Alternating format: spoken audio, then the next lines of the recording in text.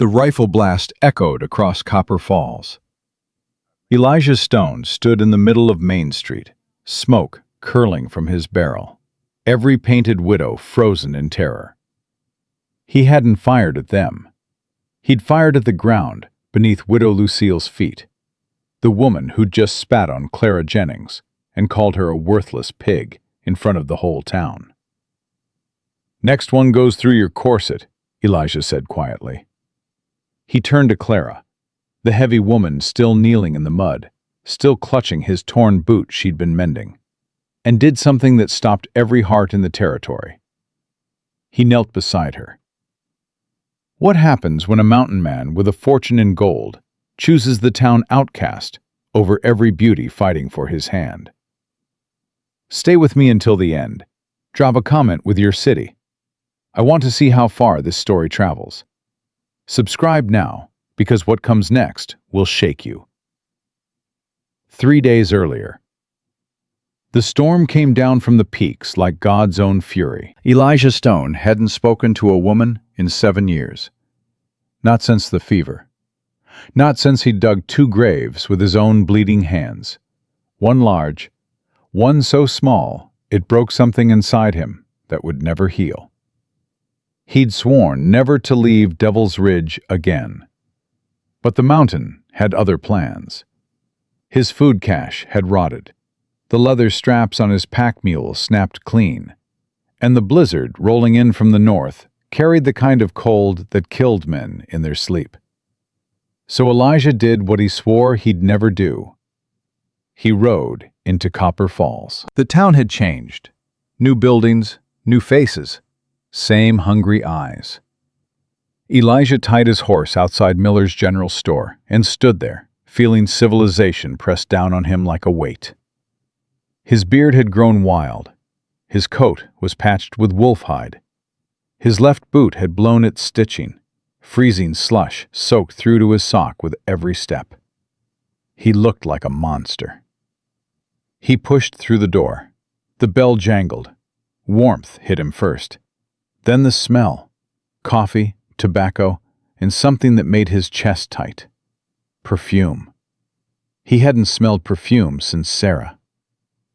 The chatter died. Every head turned. Every eye fixed on the giant dripping snowmelt onto the floor. Elijah moved toward the counter, his limp visible, his torn boot flapping. "Well, well." A woman stepped into his path. Beautiful the way a blade is beautiful. Sharp features, calculated smile, eyes that weighed everything in gold.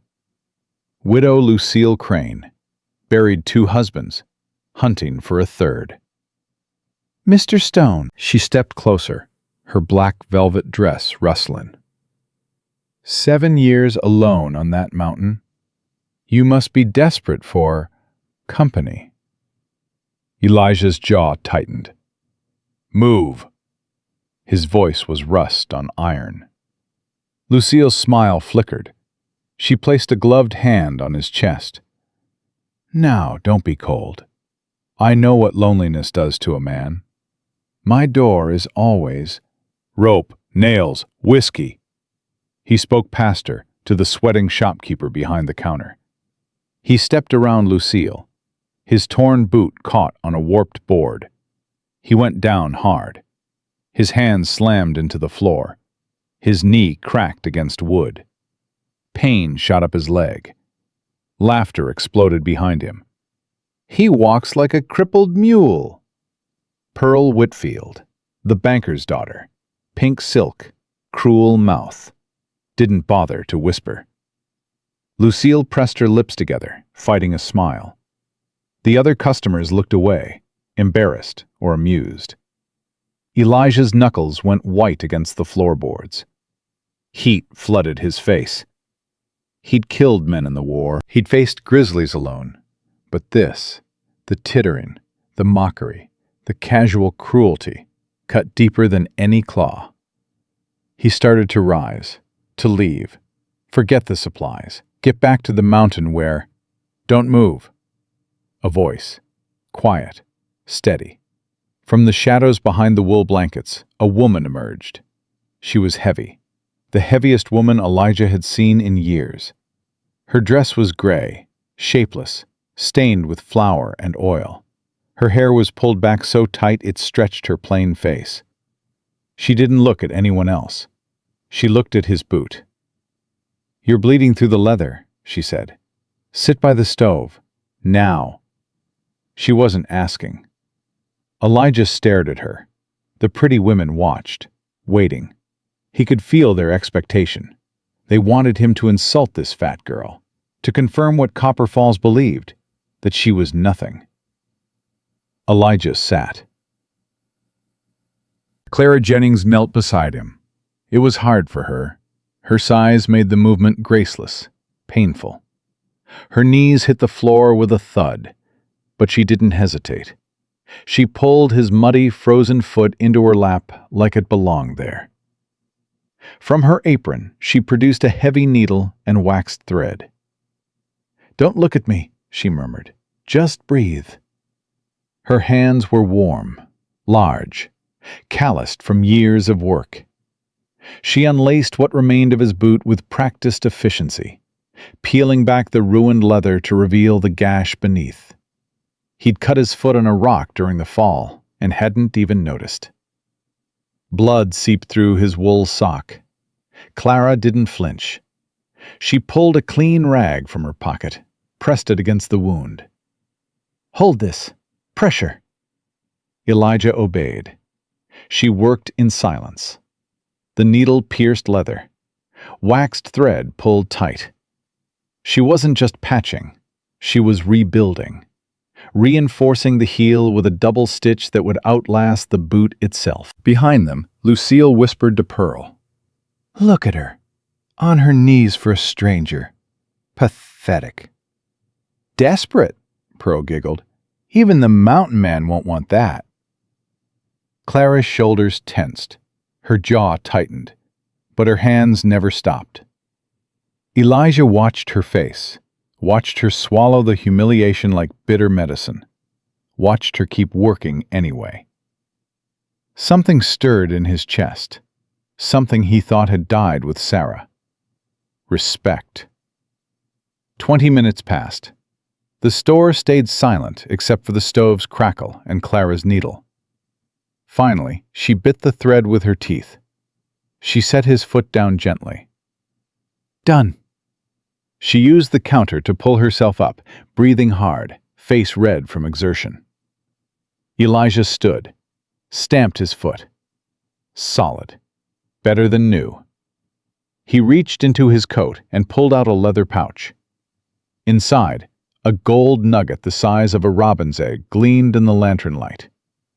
He held it out. Clara's eyes went wide. She stumbled backward. "No!" "Take it." "I didn't do it for pay." Her voice trembled, but iron ran beneath. "I did it because your boot was broken, and it's cold outside. Keep your gold, Mr. Stone." She turned away. "Wait." Clara stopped. She didn't turn around. "What's your name?" "Simons." "Clara," she said finally. "Clara Jennings." Then she disappeared into the stockroom. Elijah stood frozen, the gold heavy in his palm. He looked at Lucille and Pearl. Their eyes were locked on the nugget, hungry, calculating. He put the gold away. He grabbed his supplies. He walked out without another word. News spread through Copper Falls like wildfire. By the next morning, everyone knew. Elijah Stone had gold, mountains of it, and plain Clara Jennings had touched him. At the barber shop, Sheriff Polk roared with laughter. "The hermit and fat Clara! He probably thought she was a bear and felt right at home." The men howled. But at the shack on the edge of town, there was no laughter. The door exploded inward. Virgil Jennings staggered through, reeking of whiskey. He was thin, wiry, with the shaking hands of a drunk and the mean eyes of a man who'd given up on himself decades ago. Clara stood at the stove, stirring watery soup. In the corner, her mother Ruth lay on a narrow cot, a blood-spotted rag pressed to her lips. The consumption had hollowed her out. She weighed less than 90 pounds now, and every breath rattled like dice in a cup. "You turned down gold," Virgil's voice cracked like a whip. Clara's hand tightened on the ladle. "Papa, Lucille told me everything." He advanced, boots heavy on the rotting floor. $50. 50. And you said no. It wasn't right to take it. I just fixed a boot. You stupid cow. He grabbed her arm. His fingers dug in hard enough to bruise bone. Clara didn't cry out. She'd learned young that crying made it worse. "I owe $40 to the Branson brothers," Virgil hissed, his sour breath hot on her face. "They're coming Friday. 3 days. They'll break my legs, maybe worse. And you're playing proud?" "I'm sorry, Papa." "Sorry don't pay debts." He shoved her against the stove. Her hip hit the iron edge. Pain flared white-hot. Ruth tried to rise from her cot. "Virgil, please." "Shut up." He whirled on his wife. "This is your fault. You raised her soft. Useless." "Leave her alone." Clara stepped between them, shielding her mother. "She's sick." Virgil's eyes narrowed. That calculating look crept across his face, the one he got before doing something terrible. "Lucille says he looked at you. Actually looked." He started pacing, his boots creaking. "Why would a rich man look at you? Unless he was just grateful, that's all." "No." Virgil smiled, yellow teeth glinting. "He's lonely, desperate. Men like that, they get stupid in winter." Clara felt cold dread pooling in her stomach. "What are you saying?" "Tomorrow, you're going up that mountain. You'll bring biscuits. You'll apologize for being rude. And you'll make him want you." "No." The word escaped before she could stop it. Virgil went still. His face darkened like a storm cloud. "What did you say to me?" Clara's heart hammered, but she thought of her mother's rattling breath. She thought of the man in the store who had sat when she told him to, who had looked at her like she was human. "I have my dignity," Clara said quietly. "I won't sell it. Not even for you." Virgil hit her. The backhand caught her across the cheekbone. She crashed into the wall, knocking loose a shelf. Pots and pans clattered down around her. Ruth screamed, or tried to. It came out as a wrenching cough that sprayed blood across her pillow. Virgil ignored his wife. He stood over Clara, breathing hard. "You have what I tell you to have." He grabbed her jaw, forcing her to meet his eyes. 3 days. The Bransons are coming. If I can't pay, they'll take it out on all of us. Your mother, too." He released her with a shove. "Tomorrow, the mountain, or I'll sell your mother's wedding ring, the one you think I don't know about, and let you both starve in the street." He stormed out. The door slammed. Silence. Clara lay on the cold floor, her cheek throbbing, her mother's labored breathing filling the room. She looked at her hands, the hands that could mend anything except her own shattered life. She didn't cry. She was done crying. 3 days. The number burned in Clara's mind as she saddled the borrowed mule. 3 days until the Bransons came. 3 days until her father's legs were broken, or worse. 3 days until they came for her mother's ring, the only thing Clara had left of the woman Ruth used to be. The ride up Devil's Ridge took 4 hours. The air grew thin, the cold grew teeth. Clara's fingers went numb, then her nose, then her lips. Twice she nearly slid off the mule. Twice she caught herself, her thick arms wrapped around the animal's neck. By the time she saw the cabin through the trees, she could barely feel her own body. She was so focused on surviving that she didn't see the rifle. "That's far enough." Elijah Stone materialized from behind a snow-covered pine. He was bigger than she remembered. Or maybe it was just that here, in his domain, he filled the entire world.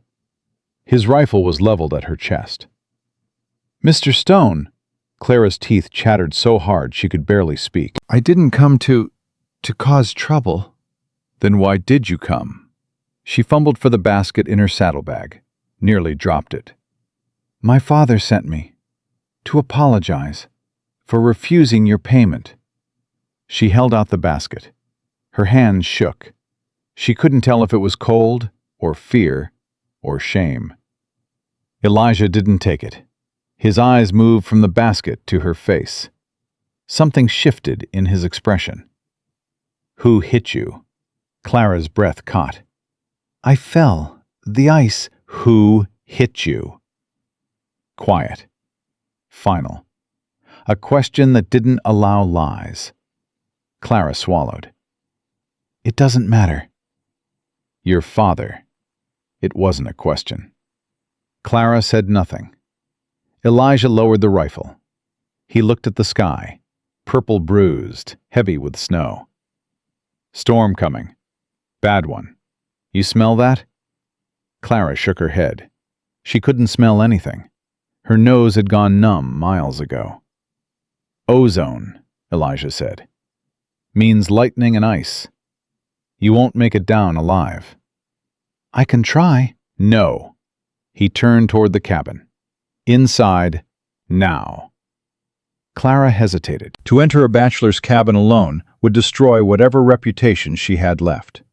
The town already called her names. This would make it worse. Then she remembered. What reputation? They called her Fat Clara, Plain Clara, Worthless Clara. What was left to lose? She followed him inside. The cabin stopped her cold. From outside, it looked rough, logs barely distinguishable from the mountain. But inside, warmth, order. Books, books everywhere, stacked on shelves, piled on tables, lined up along the walls. Shakespeare, Plato, geological surveys, poetry, philosophy. More books than Clara had seen in her entire life combined. "You read," she breathed. Elijah was kneeling by the fireplace, feeding logs to the flames. "Nothing else to do up here." He pointed to a chair near the fire. A small chair, child-sized. Clara looked at it, looked at him. Elijah followed her gaze. His jaw tightened. "Sit in the other one," he said roughly. "That one's not for sitting." Clara sat in the larger chair. The heat from the fire seeped into her frozen bones. She watched Elijah move around the cabin, filling a kettle, setting it on the iron hook, pulling down 2 tin cups, then stopping, staring at them for a long moment before putting one back and taking down a different cup. He'd been about to use someone else's cup, someone who wasn't here anymore. "Why did you really come?" he asked, without turning around. Clara looked at her hands. "I told you, your father sent you to trap me into marriage." The words hung in the air like gun smoke. Clara's face burned. "I wasn't going to. I would never." "I know." Elijah turned, leaned against the stone mantel, crossed his arms. "You walked 4 hours through a killing cold to bring me biscuits. You could barely stay on that mule. And the first thing you said was an apology." He shook his head. "A woman trying to trap a man doesn't apologize. She flatters. She manipulates. She lies." His eyes locked onto hers. "You told me the truth even when it humiliated you. Why?" Clara held his gaze. "Because I'm tired," she said simply. "Tired of pretending. Tired of performing. Tired of being something I'm not for people who'll never accept me anyway." She looked at the fire. "And because you were kind to me, in the store, you sat when I asked. You let me work. You didn't laugh. That's a low bar for kindness. It's the only bar I've ever known. Silence. The kettle began to whistle. They talked until the storm buried the world. At first, it was awkward. Long silences, the howling wind filling the gaps. But slowly, something shifted. The cabin walls stopped feeling like a trap and started feeling like a shelter. Elijah asked about her sewing. My mother taught me, Clara said, cradling the warm cup. Before the sickness. She was a seamstress in Boston, best in the city. She used to say, the inside stitching matters more than the outside. If it's ugly underneath, the whole thing falls apart when it's tested.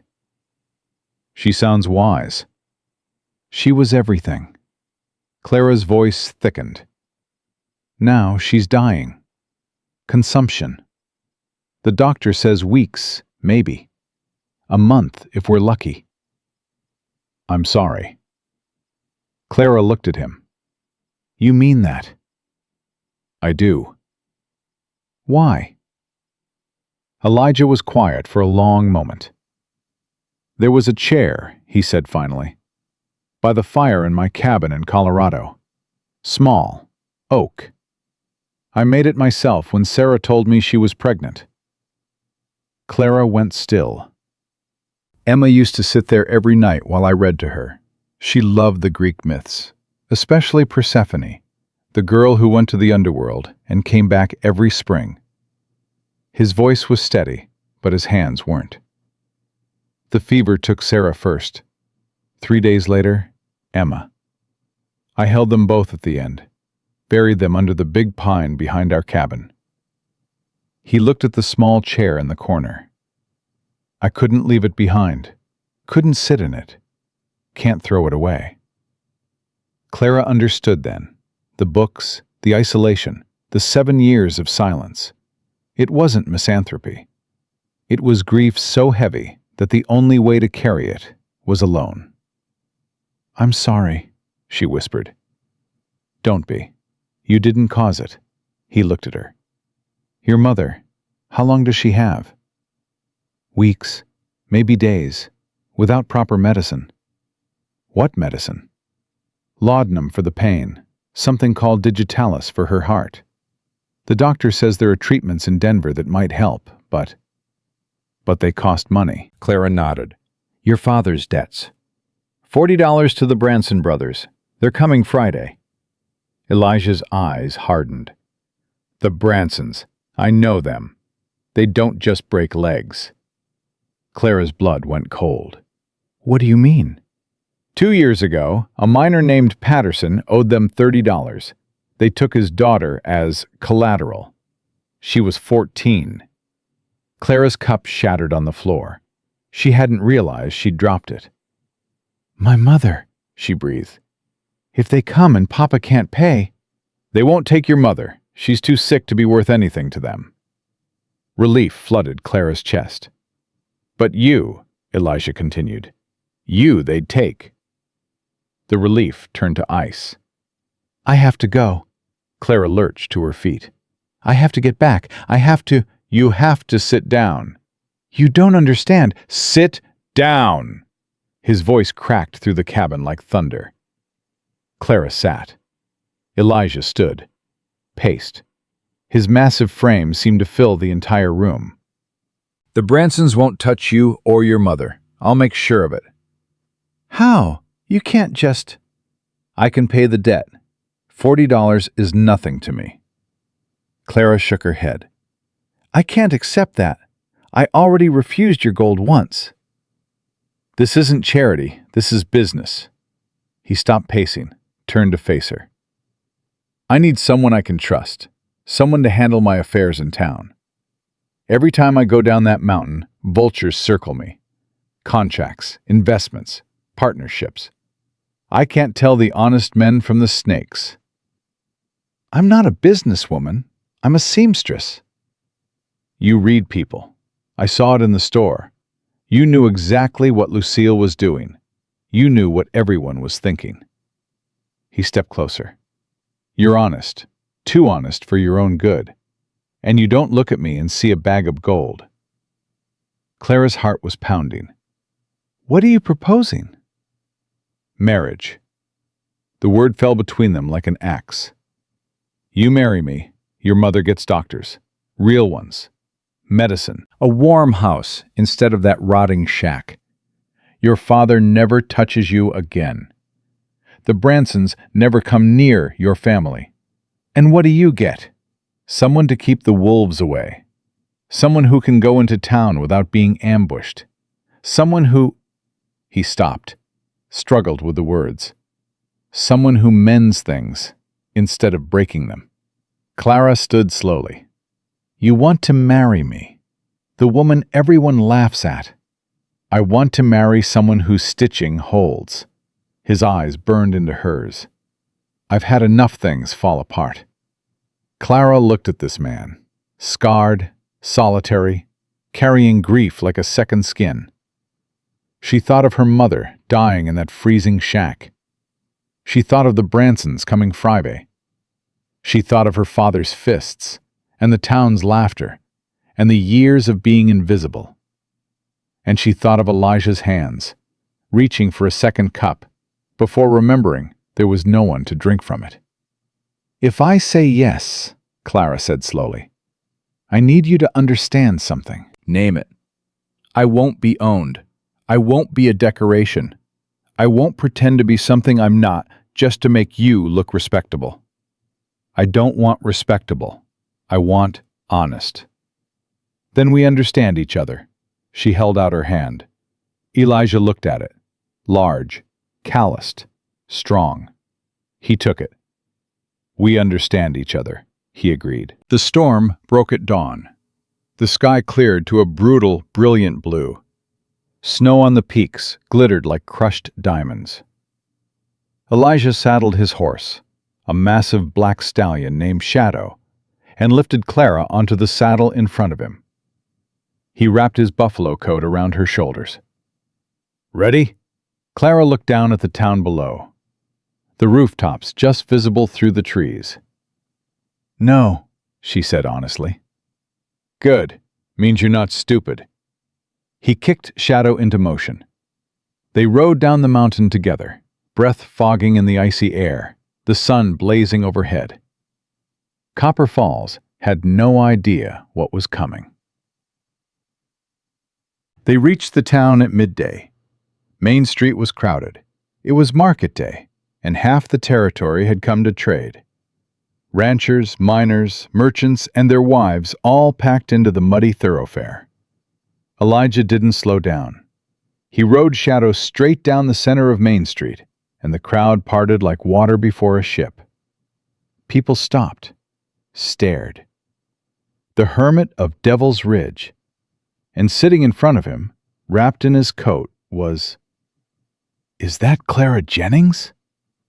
The whisper spread like wildfire. "Plain Clara? Fat Clara? With the mountain man?" Elijah ignored them all. He rode straight to the hitching post outside the courthouse.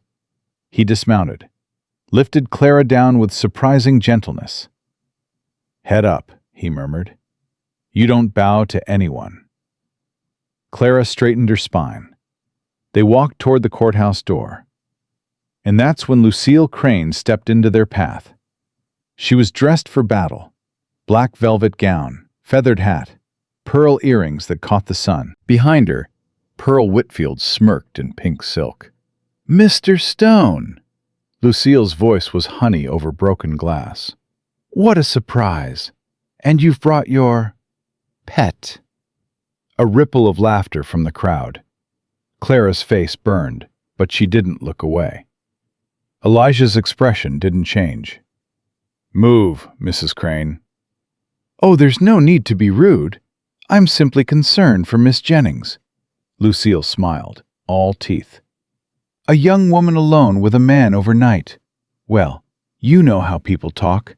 Her reputation—" "Her reputation is her own business."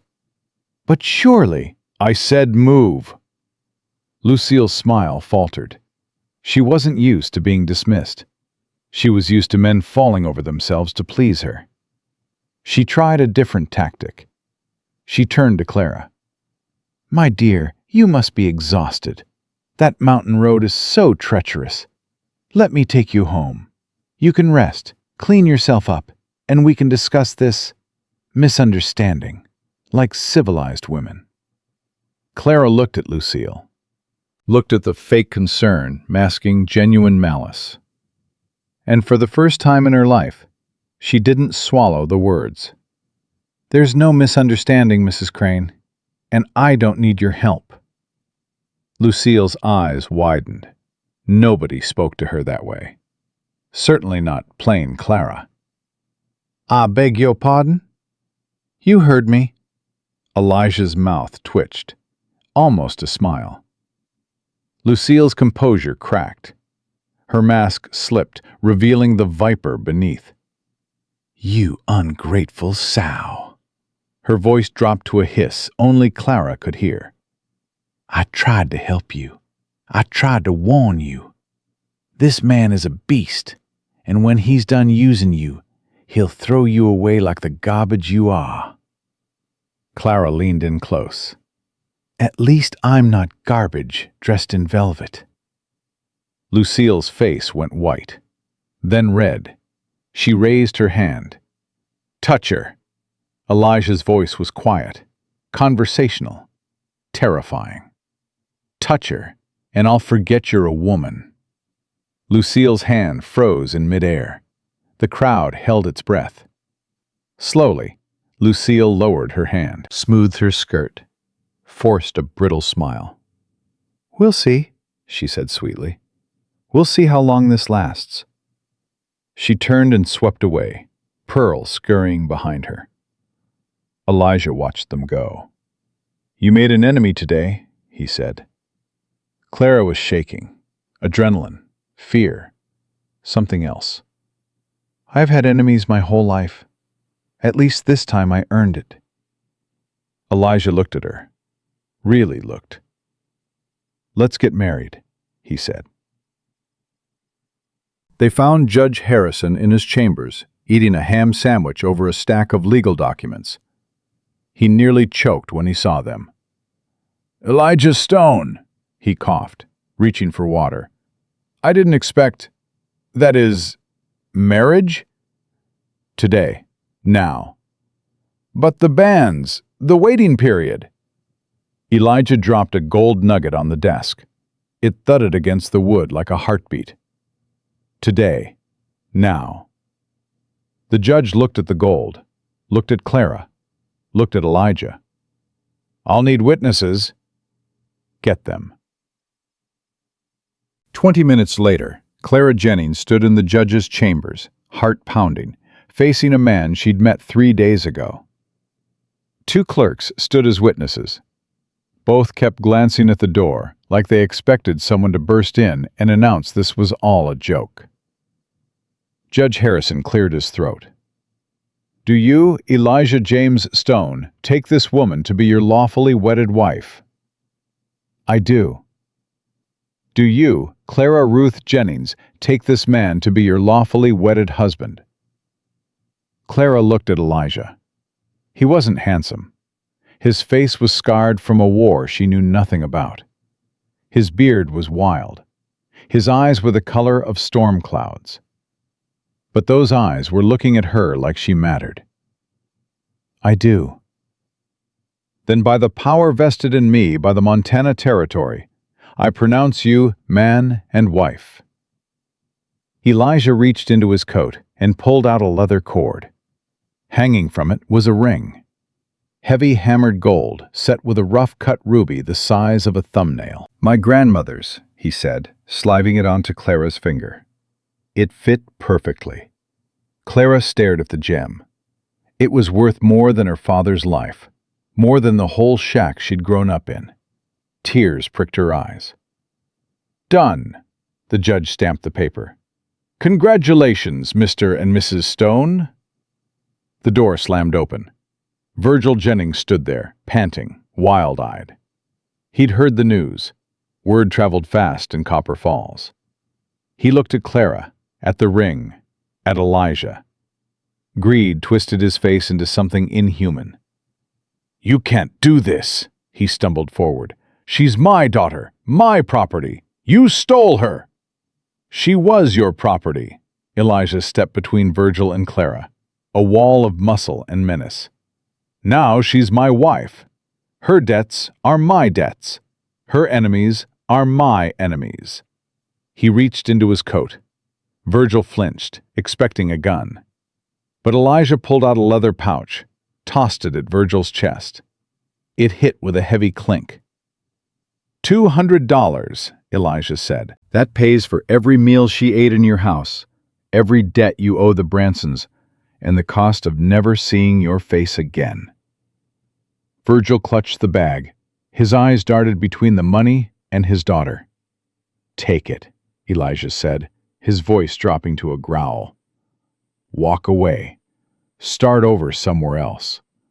But if you ever come within 50 feet of my wife again," he leaned in close, "I'll bury you so deep on that mountain that even God won't find the grave."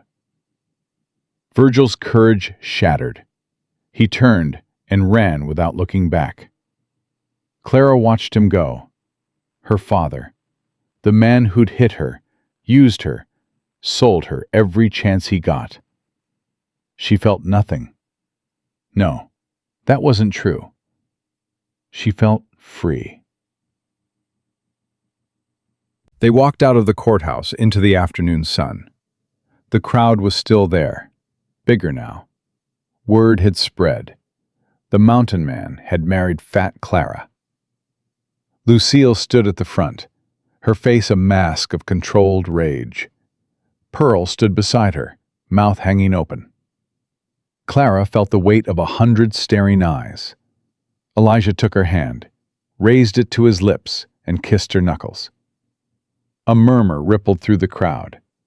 That gesture, lips to hand, was reserved for royalty, for great ladies, not for seamstresses. "My wife," Elijah announced, his voice carrying down the street. "Mrs. Clara Stone." He looked at the crowd, at Lucille, at Pearl, at everyone who had ever called Clara worthless. "Treat her with the respect she deserves, or answer to me." He led Clara toward the hotel, the only brick building in town. Behind them, the crowd erupted into whispers.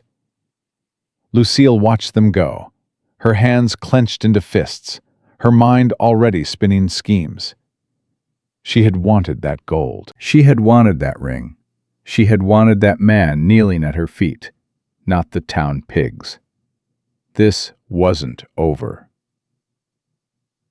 In the hotel lobby, Clara stopped. "Elijah." He turned. "Thank you for everything, for paying my father, for standing up to Lucille, for—" She couldn't find the words. He studied her face, the bruise on her cheek, the exhaustion in her eyes, the quiet strength underneath. "Don't thank me yet," he said. "This town won't let this go. They'll come for us." "I know." "Are you ready?" Clara thought of the years of mockery, the endless cruelty, the weight she'd carried alone. She wasn't alone anymore. "I'm ready." Elijah nodded once. "Good, because the war just started." Outside the hotel, Lucille was already gathering her generals. Banker Whitfield, Sheriff Polk, the Branson brothers. They had 3 days to destroy this marriage. They didn't plan to waste a single one. The hotel suite smelled like lavender and lies. Clara stood in the center of the room, still wearing her mud-stained dress, still wearing the ruby ring that felt heavier than a shackle. The bed was the biggest she'd ever seen. The curtains were velvet. The carpet was so thick her boots disappeared into it. She didn't belong here. "Stop!" Elijah's voice cut through her thoughts. He was standing by the window, watching the street below. Stop what? Stop thinking you don't deserve this. Clara's breath caught. How did you? Your shoulders. They're up around your ears. You're waiting for someone to throw you out. He turned to face her. Nobody's throwing you out. This is yours now. The room, the ring, the name. All of it. Clara looked down at her hands. The ruby caught the lamplight, blazing like a drop of blood. It doesn't feel real. It will. A knock at the door made them both turn. Elijah's hand moved to his hip, to the knife he kept there. Who is it? Mrs. Galloway, sir, the dressmaker. You sent for me? Elijah relaxed. He crossed the room and opened the door. A stern-faced woman in her 50s stood in the hallway, carrying a measuring tape and a look of professional skepticism. Behind her, 2 young assistants struggled under armloads of fabric.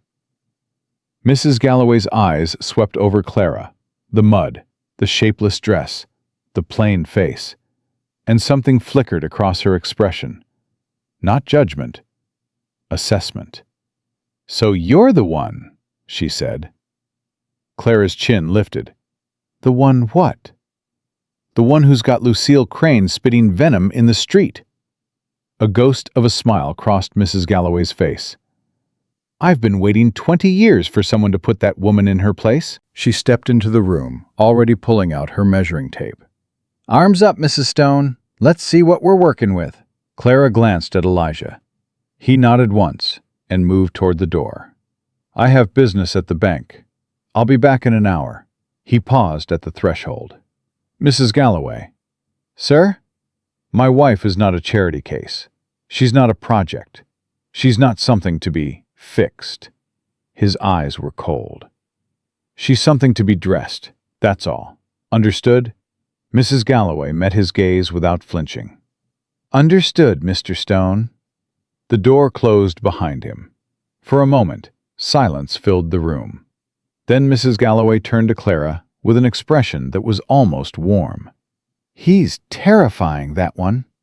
Yes. Do you love him? The question caught Clara off guard.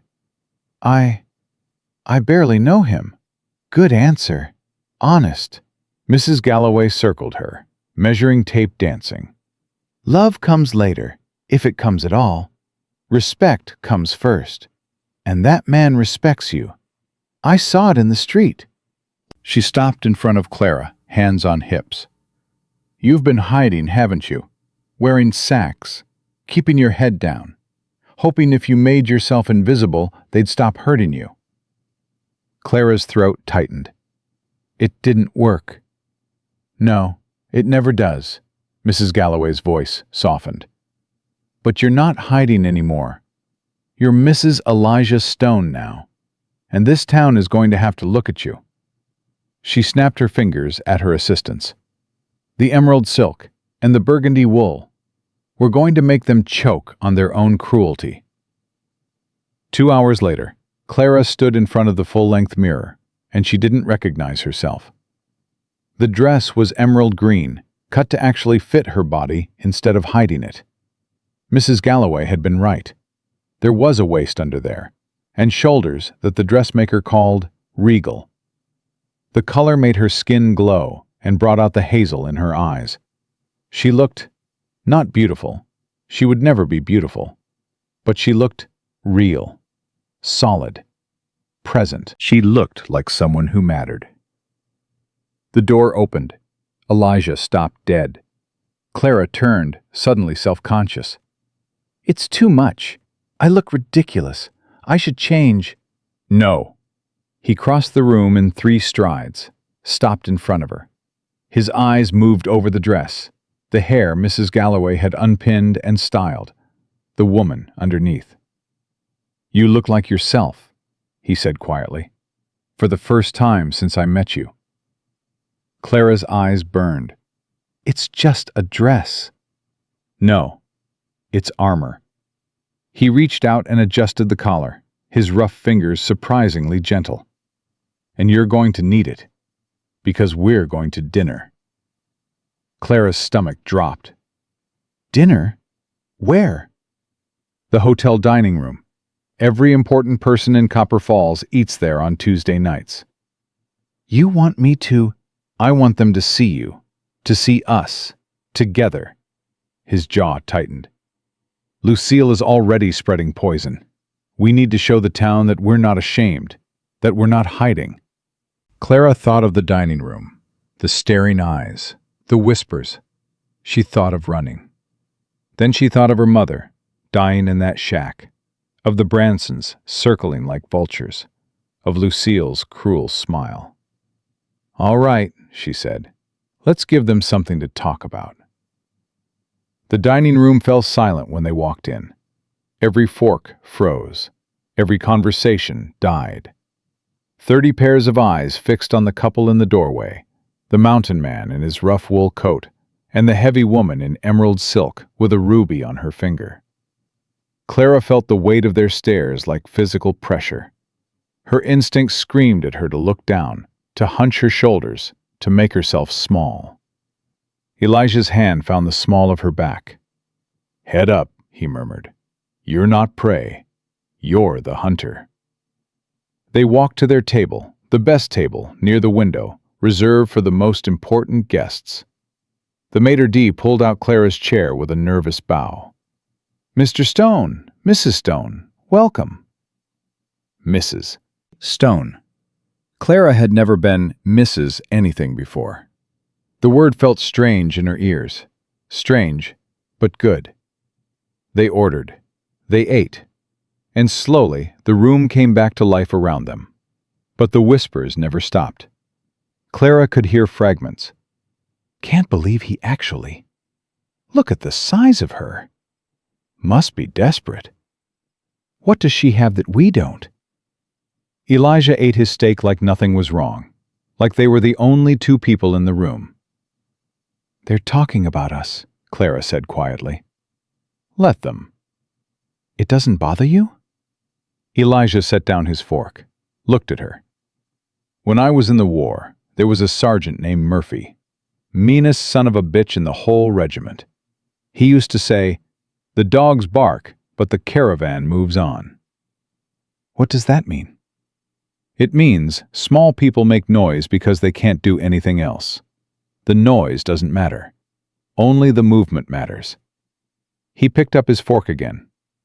We're the caravan, Clara. They're the dogs. Clara stared at him. You're not what I expected, she said. What did you expect? A brute, a savage. That's what everyone says you are. Elijah's mouth twisted. I've been a brute. I've been a savage. The war made me that way. He looked at his hands, hands that had killed men, had dug tiny graves, had been gentle with her boot. But that's not all I am. Just like fat and plain aren't all you are. Before Clara could respond, a shadow fell across their table. Lucille Crane stood there, dressed in black velvet, her face arranged in an expression of honeyed concern. Behind her, Pearl Whitfield and two other society women formed a wall of silk and judgment. Mr. Stone, Mrs. Stone, Lucille's smile didn't reach her eyes. How lovely to see you out in public. I hope you don't mind if we join you for a moment. Elijah didn't stand, didn't offer a chair. I do mind. Lucille's smile flickered. Now there's no need to be hostile. I simply wanted to welcome your wife to Copper Falls society. She turned to Clara, her gaze sweeping over the emerald dress with barely concealed envy. Mrs. Galloway's work, isn't it? She does wonders with difficult figures. The insult landed. Clara felt it like a knife between her ribs. But something had changed. Maybe it was the dress. Maybe it was Elijah's presence. Maybe it was 3 days of being treated like a human being instead of a burden. Mrs. Galloway is very talented, Clara said, her voice steady. She said she's been waiting 20 years for someone to put you in your place. I'm glad I could help. A gasp from Pearl. Lucille's mask cracked. For a split second, pure hatred blazed in her eyes. You have a sharp tongue for someone who was scrubbing floors last week, and you have a pleasant smile for someone with a rotten soul. I suppose we're both full of surprises. Dead silence. Elijah's mouth twitched. Lucille's hands clenched at her sides. She was not accustomed to being challenged. She was accustomed to power, to deference, to fear. "You think this is real?" Lucille's voice dropped to a hiss only Clara could hear. "You think he actually wants you? Look at yourself. Look at him. This is a business arrangement at best. A joke at worst." Clara leaned in close. "Maybe it is a business arrangement. But here's the difference between us, Mrs. Crane. He chose me. With all your beauty, all your money, all your scheming, he looked right through you. And that's going to eat you alive for the rest of your life." Lucille went white. For a moment, Clara thought the widow might actually strike her. But they were in public. Witnesses everywhere. Lucille straightened, smoothed her skirt, forced a smile that looked like a wound. "We'll see how long this lasts," she said sweetly. "We'll see how long before he realizes what he's actually married." She turned and swept away, her entourage following like ducklings. Clara's hands were shaking under the table. Elijah reached over and covered them with his own. "Well done," he said quietly. "I think I'm going to be sick." "That passes. The victory doesn't." He squeezed her hands once, then released them. "Eat your dinner. You're going to need your strength." "Why?" "Because tomorrow I'm taking you to meet your mother's new doctor. And after that, we're going to make Lucille Crane regret the day she ever crossed us." They finished dinner in silence, but it was a different kind of silence now. Not awkward, not tense, companionable. When they returned to the suite, Clara expected— she didn't know what she expected. This was their wedding night, after all. Even if the marriage was a business arrangement, there were certain expectations. Elijah solved the problem immediately. "I'll take the chair by the fire. The bed is yours." Clara stared at him. "You can't sleep in a chair." "I've slept on rocks. I've slept in trees. I've slept standing up with a rifle in my hands. A chair is luxury." "But, Clara," his voice was firm but not unkind, "I told you this was a partnership. I meant it. I won't touch you unless you want to be touched. I won't expect anything you're not willing to give." He pulled a blanket from the closet and settled into the large armchair by the fireplace. "Get some sleep. Tomorrow will be harder than today." Clara stood there for a long moment, watching him. This strange, scarred man who had turned her life upside down in 3 days. "Elijah?" "Why me? Really?" He was quiet for so long she thought he wouldn't answer. "Because you didn't see gold when you looked at me," he said finally.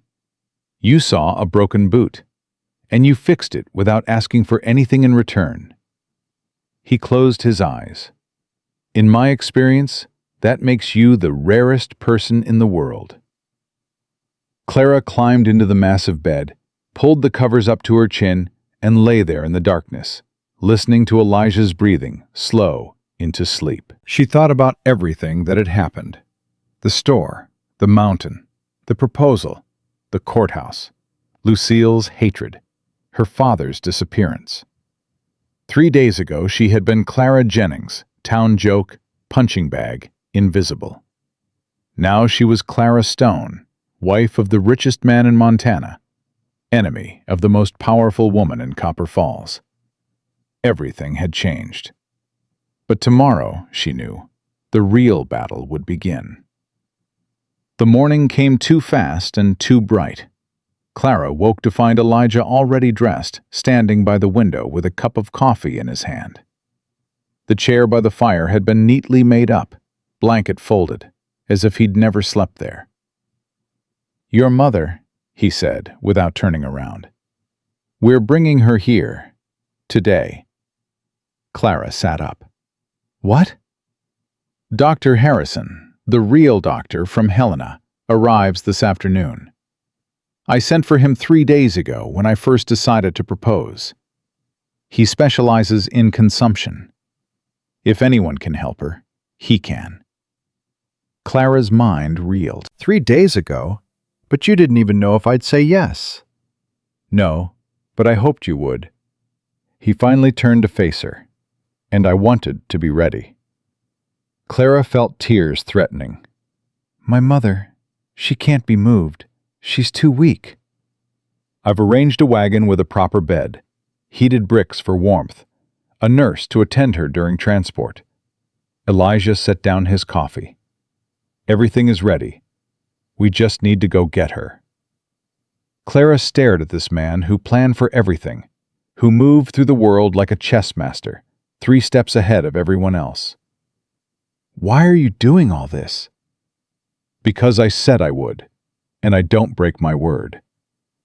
He crossed to the wardrobe and pulled out a heavy coat, one of the new ones Mrs. Galloway had sent up. "Get dressed. We leave in 20 minutes."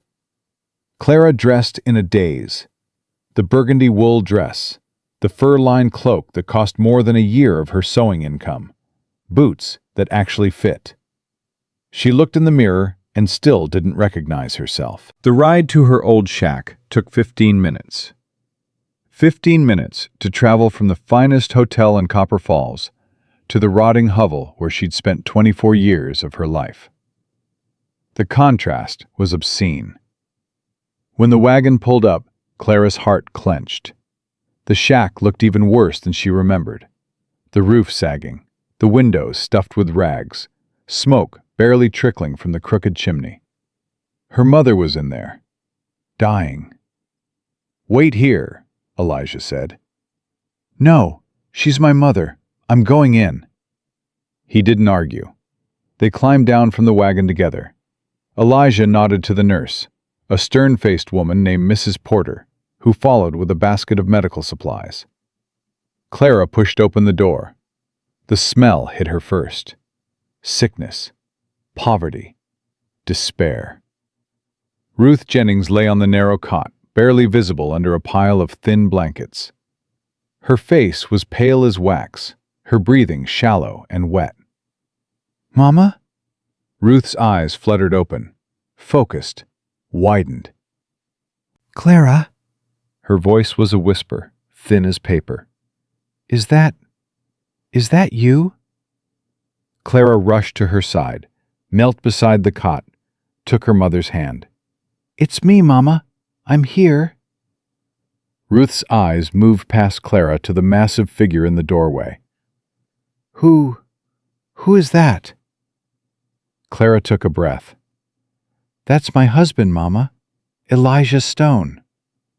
Ruth blinked again, clearly convinced she was hallucinating. "Your husband?"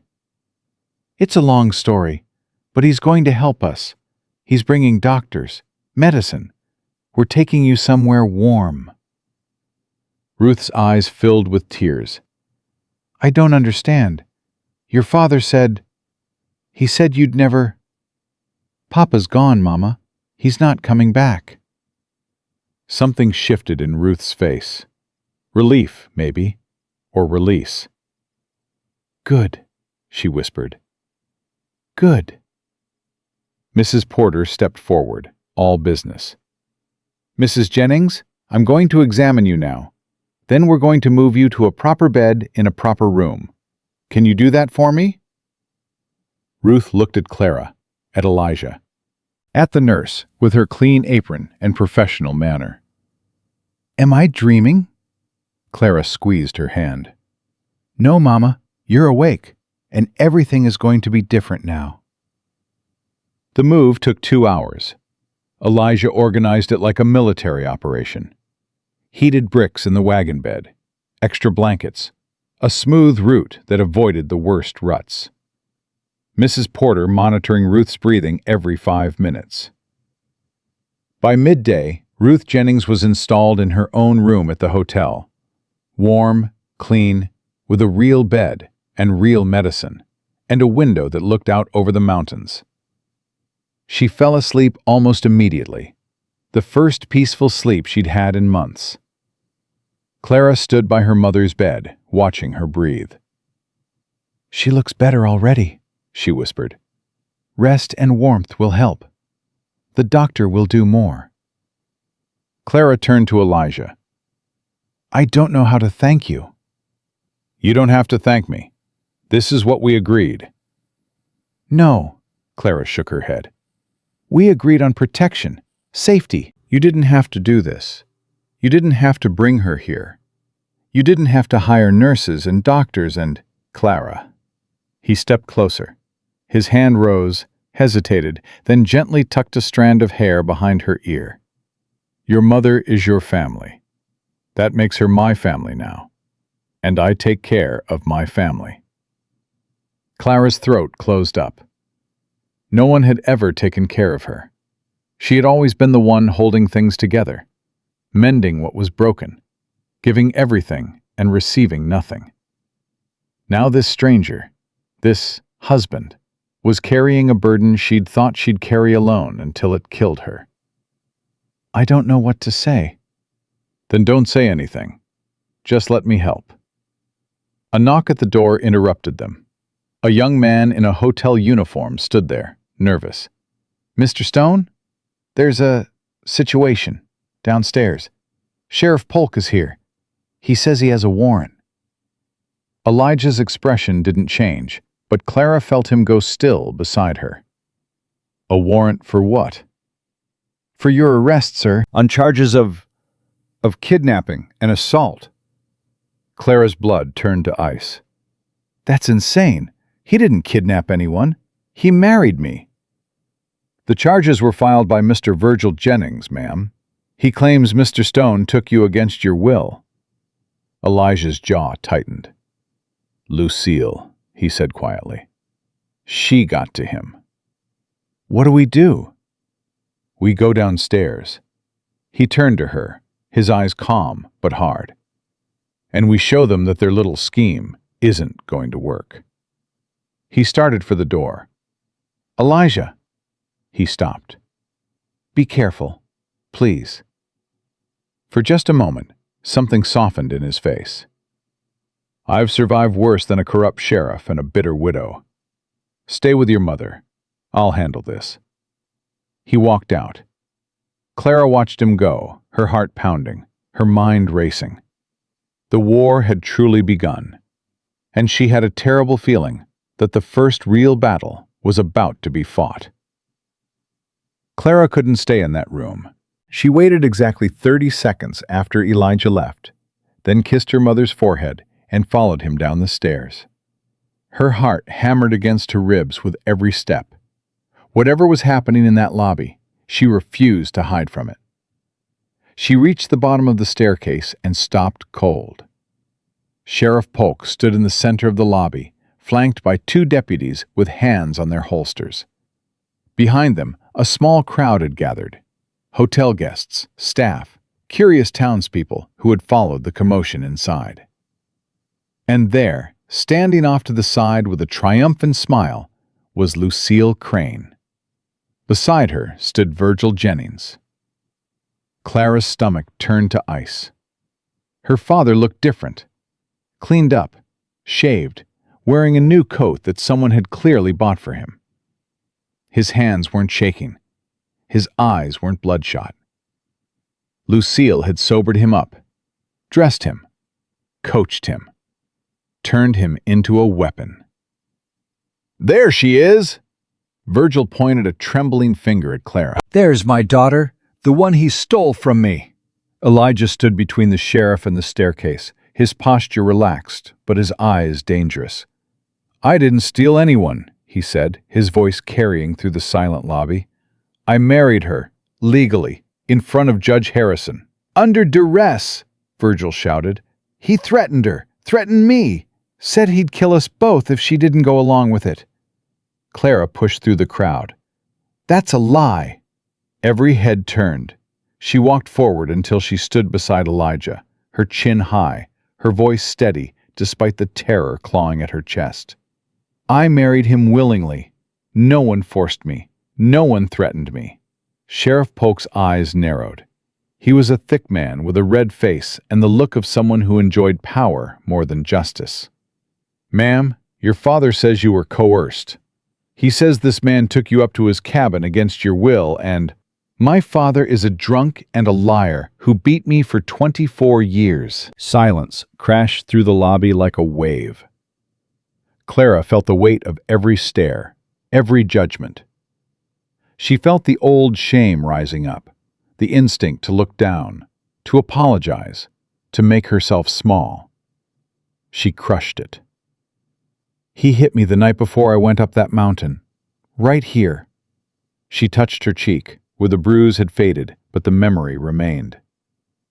He told me to seduce Mr. Stone, or he'd throw my dying mother into the snow.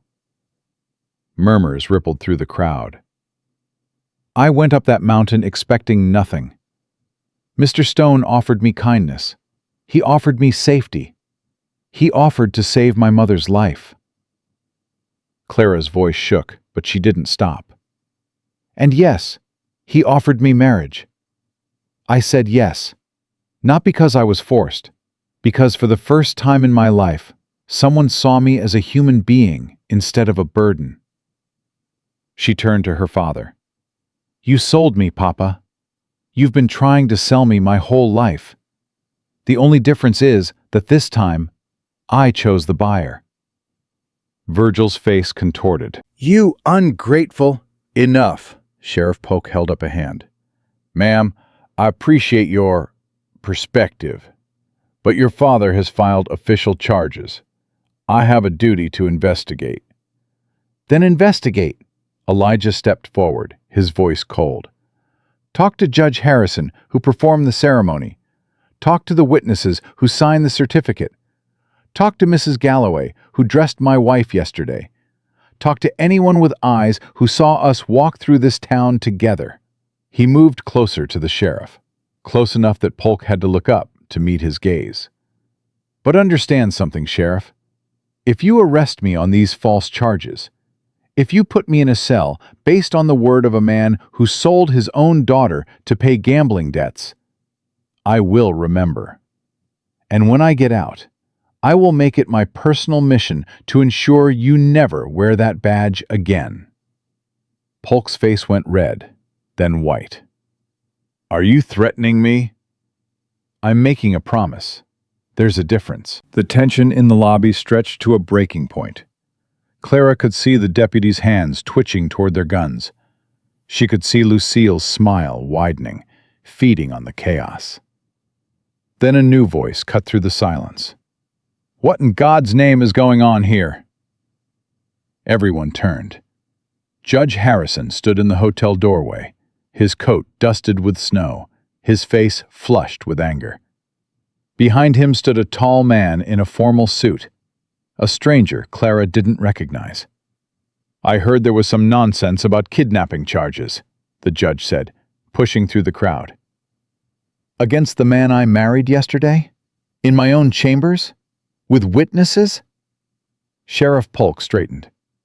Judge Harrison, Mr. Jennings here claims— I don't care what Mr. Jennings claims. The judge's voice cracked like a whip. I was there. I performed the ceremony. I watched Miss Jennings, Mrs. Stone, say I do of her own free will. There was no coercion, no threats. Nothing but a legal marriage between two consenting adults. He turned to Virgil, disgust plain on his face. You, sir, are a liar. And if you persist in these false accusations, I will have you charged with perjury. Do you understand? Virgil's newfound courage crumbled. He looked to Lucille for support. Lucille's smile had frozen on her face. This wasn't how the scene was supposed to play out. I must have been mistaken, Virgil stammered. I was upset. My daughter, married so suddenly. A father worries. Then worry quietly. Judge Harrison turned to Sheriff Polk. Are we done here? The sheriff's jaw worked. He wanted to push forward. Clara could see it in his eyes. But the judge had cut him off at the knees. For now, Polk said through gritted teeth. But this isn't over, Stone. I'll be watching you. Watch all you want. Elijah's voice was flat. You won't see anything but a man protecting his family. The sheriff and his deputies retreated. The crowd began to disperse, buzzing with whispers. Lucille stood alone for a moment, her face a mask of controlled fury. She caught Clara's eye across the lobby. The look she gave was pure venom. Pure promise. This isn't over. Then she turned and swept out, leaving nothing but the click of her heels and the scent of expensive perfume. Clara's knees went weak. She swayed. Elijah's hand caught her elbow, steadying her. Breathe, he murmured. It's over. For now. For now, Clara repeated. But she'll try again. Yes, she will. Judge Harrison approached them, the stranger in the formal suit following. Mr. Stone, Mrs. Stone, I apologize for that spectacle. I came as soon as I heard what was happening. Thank you, Judge. Elijah shook his hand. Your timing was perfect. It wasn't timing, it was this gentleman. The judge gestured to the stranger. He arrived on the noon stage and came straight to my office. When he heard about the arrest warrant, he insisted we come immediately. The stranger stepped forward. He was perhaps 50, with silver-streaked hair and sharp eyes that seemed to take in everything at once. Mr. Stone, I'm Marcus Webb. I believe you sent for me. Clara looked at Elijah, confused. Mr. Webb is a lawyer, Elijah said. From Helena, one of the best in the territory. The best, Webb corrected with a thin smile. I don't do modesty. It wastes time. He turned to Clara, studying her with those sharp eyes. Mrs. Stone, I've heard quite a bit about you in the last hour. It seems you've made some powerful enemies very quickly. I didn't mean to make enemies. I just wanted to survive. In my experience, that's how the best enemies are made. Webb pulled a leather folder from his bag. Now, shall we go somewhere private and discuss how we're going to destroy Lucille Crane? They gathered in Elijah's suite. Elijah, Clara, Judge Harrison, and Marcus Webb. The lawyer spread papers across the desk while the others listened. Lucille Crane is not as powerful as she thinks, Webb began.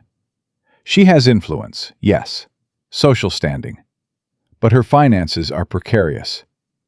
Her first husband left her comfortable. Her second husband left her wealthy.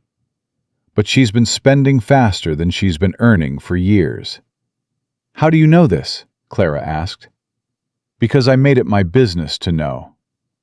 When Mr. Stone contacted me last week about potential business dealings in Copper Falls, I investigated everyone of importance in this town. Webb smiled thinly. Mrs. Crane's debts are significant. She owes money to banks in Helena, Butte, and Denver. She's been living on credit and reputation. That's why she wanted to marry Elijah, Clara said slowly. His money. Precisely. And now that you've taken that option away from her, she's dangerous. A cornered animal with nothing left to lose. Elijah leaned forward. What about the sheriff and the Branson brothers? Sheriff Polk is bought and paid for, has been for years. He takes bribes from the Bransons, looks the other way when they collect debts, aggressively. He's also been skimming from the town treasury, though proving that will take time. The Bransons? More complicated. They're not just debt collectors. They're connected to larger criminal operations throughout the territory. Cattle rustling, claim jumping, a few suspected murders that were never solved.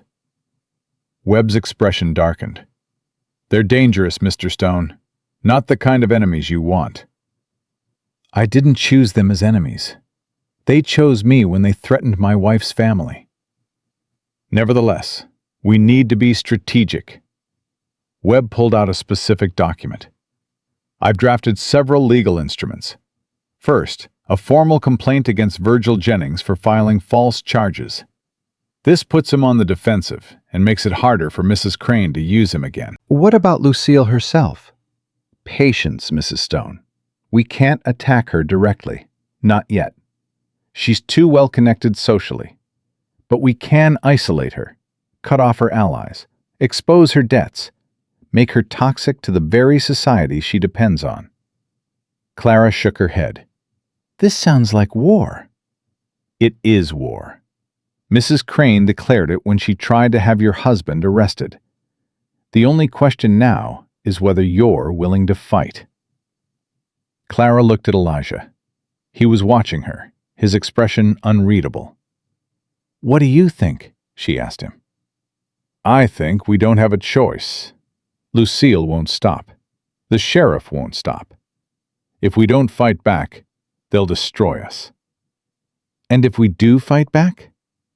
We might still lose, but at least we'll go down swinging.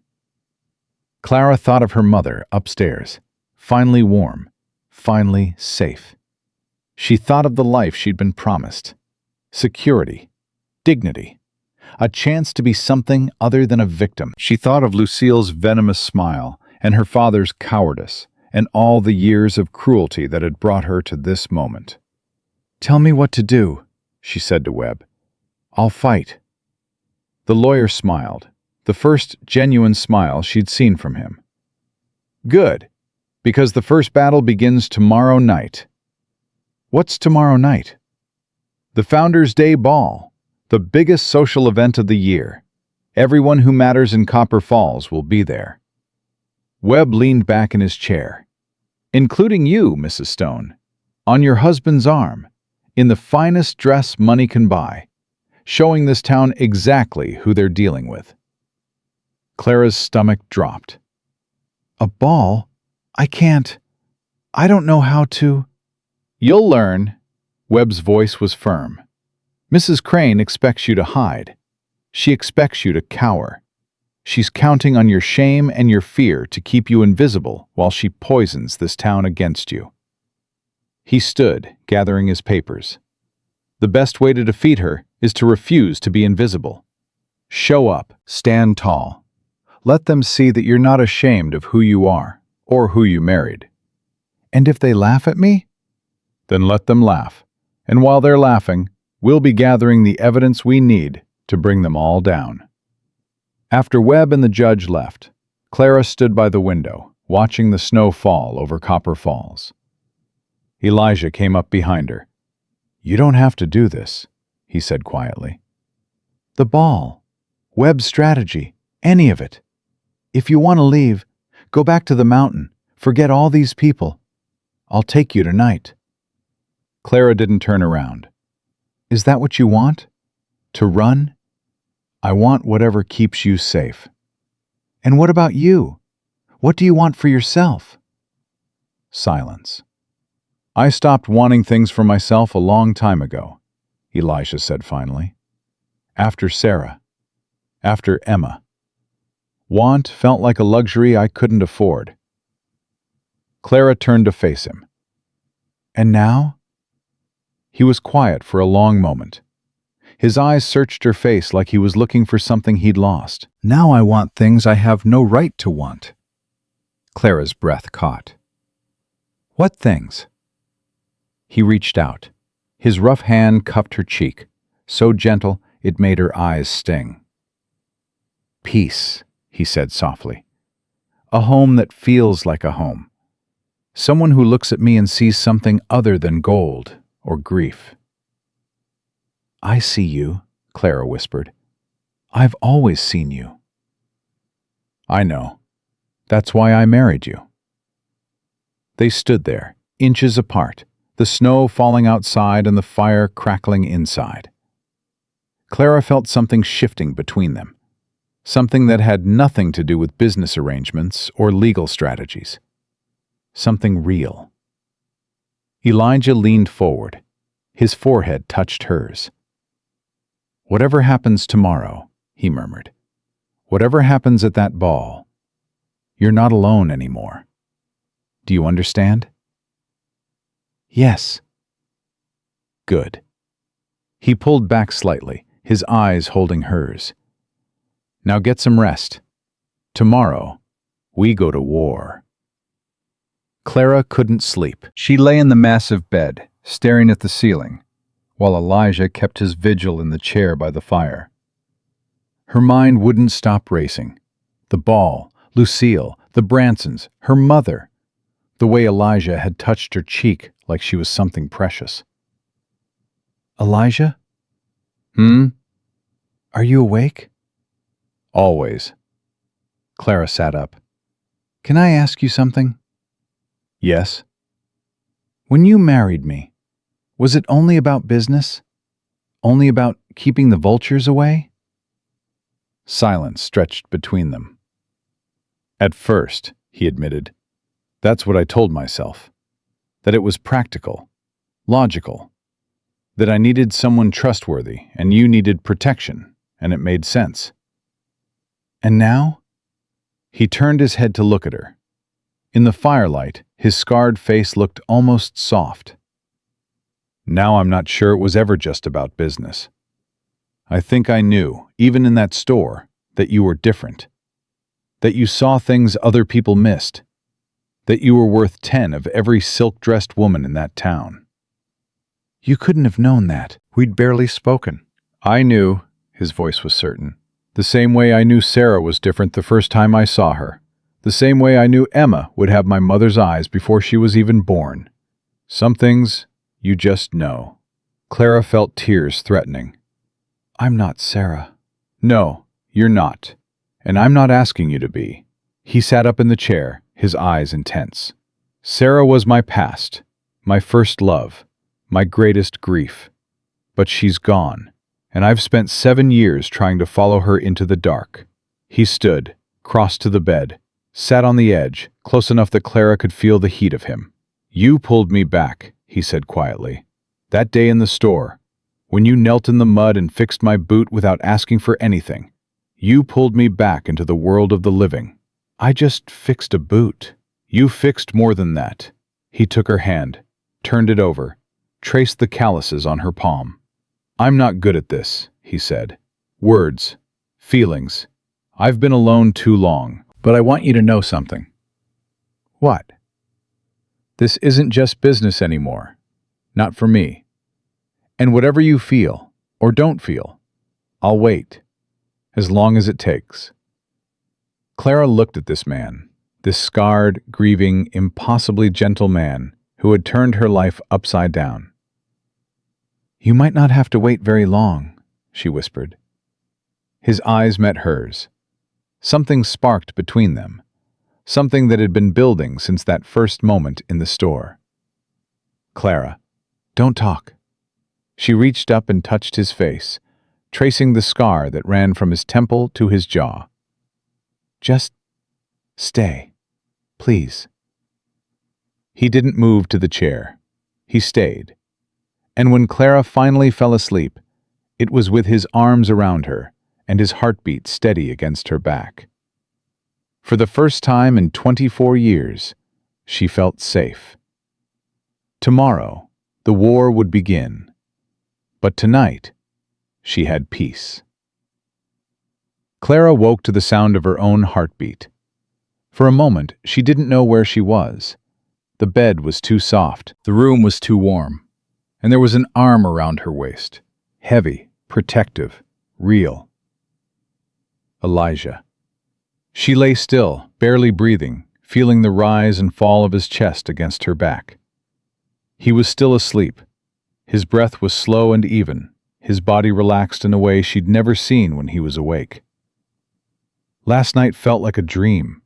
The way he'd looked at her, the way he'd touched her face, the way he'd said, "This isn't just business anymore," like it cost him something to admit. Clara closed her eyes and let herself have this moment.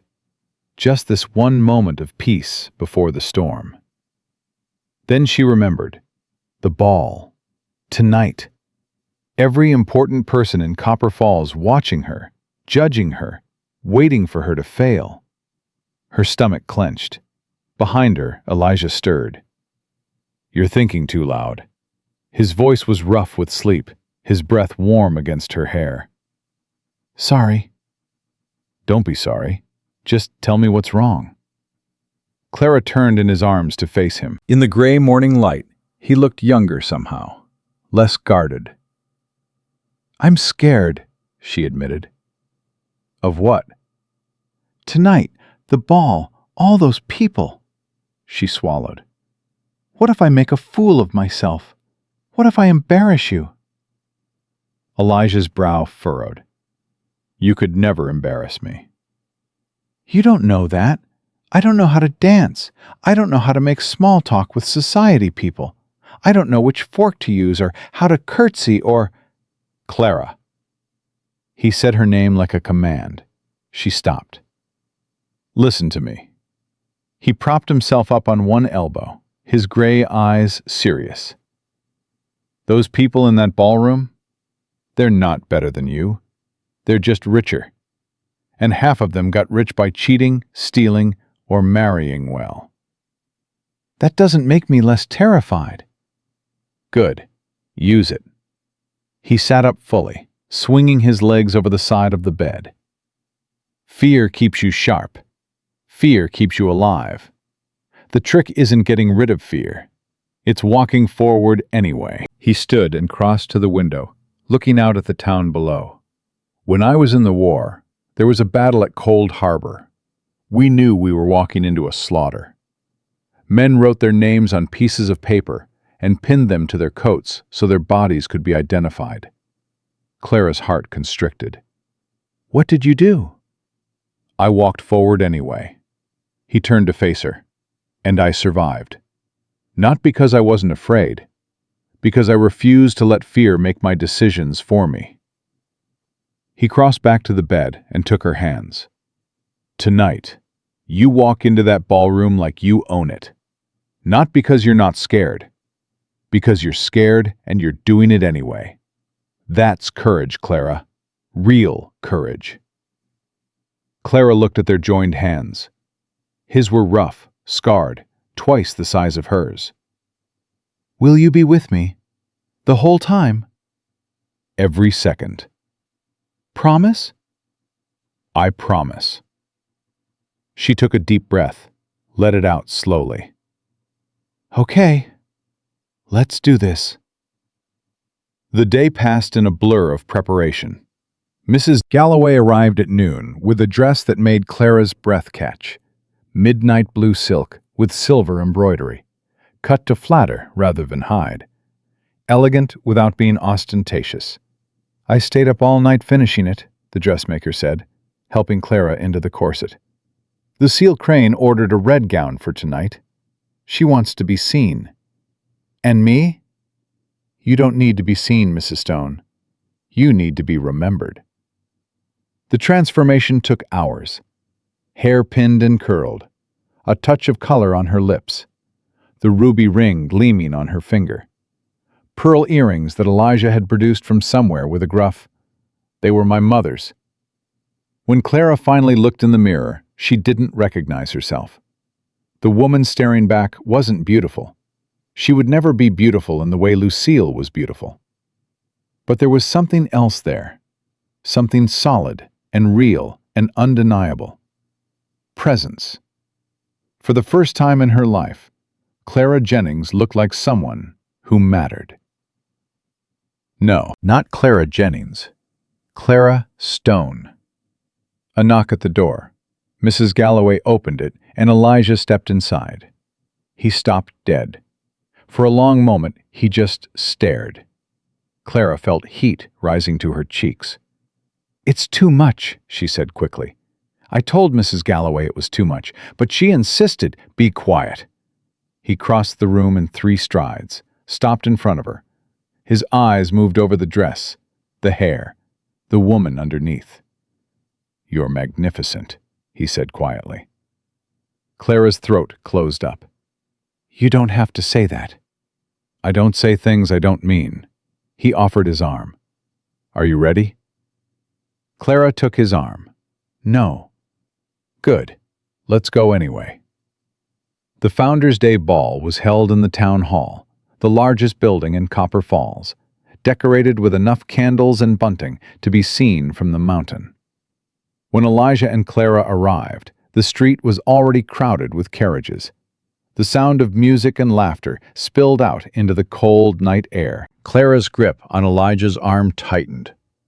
"Breathe," he murmured. "Remember what I said. Walk forward anyway." They climbed the steps together. The doorman's eyes widened when he saw them. He fumbled for the guest list. "Mr. and Mrs. Stone, you're on the list. Please, go right in." The doors opened. The ballroom fell silent. Every head turned. Every conversation stopped. 100 pairs of eyes fixed on the couple in the doorway, the mountain man in his dark suit and the heavy woman in midnight blue silk. Clara felt the weight of their stares like a physical force.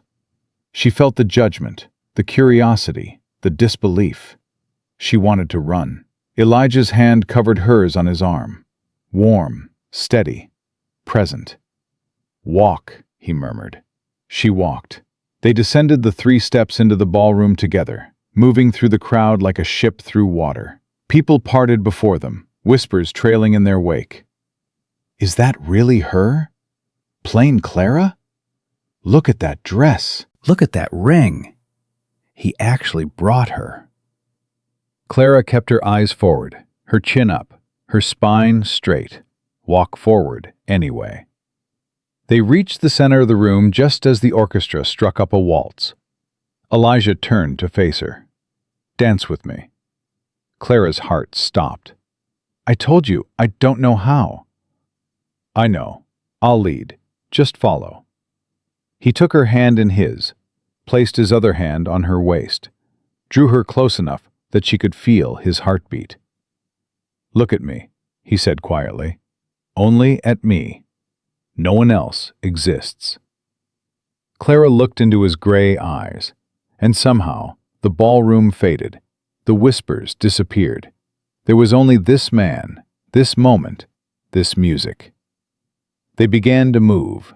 She stumbled at first, stepped on his feet, felt the old shame rising up. "Sorry, I'm sorry."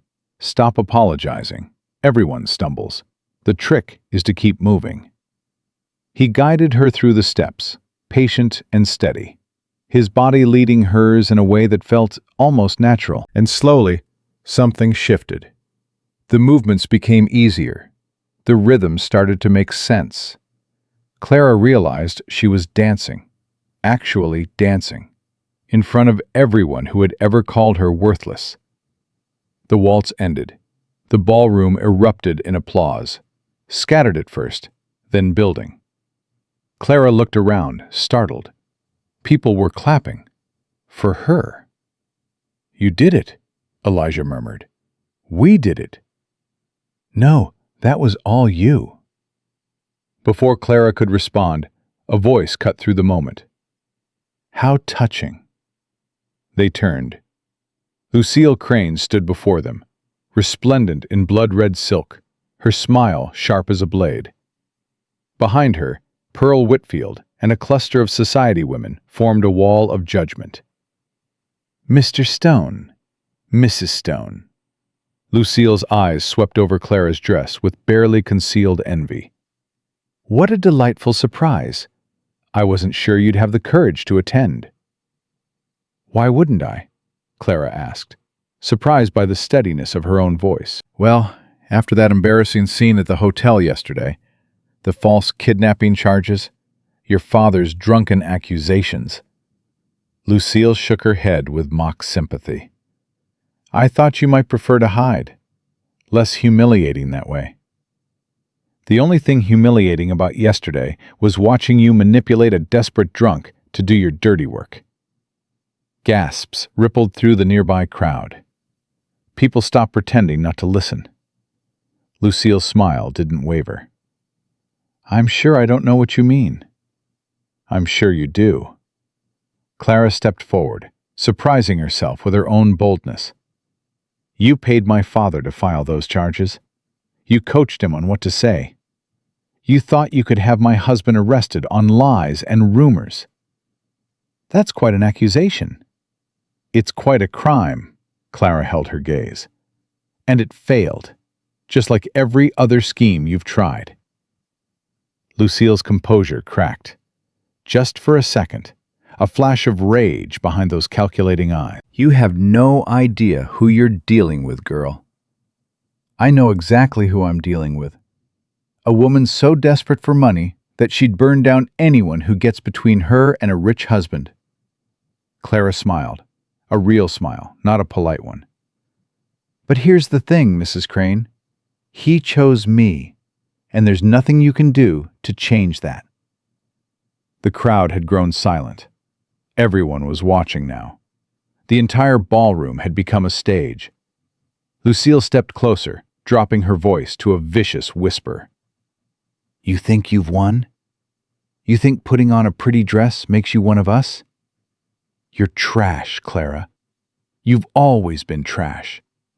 And when this farce of a marriage falls apart, and it will, you'll be back where you belong, scrubbing floors and begging for scraps. Clara felt the words land like blows. The old wounds opened. The old shame surged up. But then she felt Elijah's presence behind her.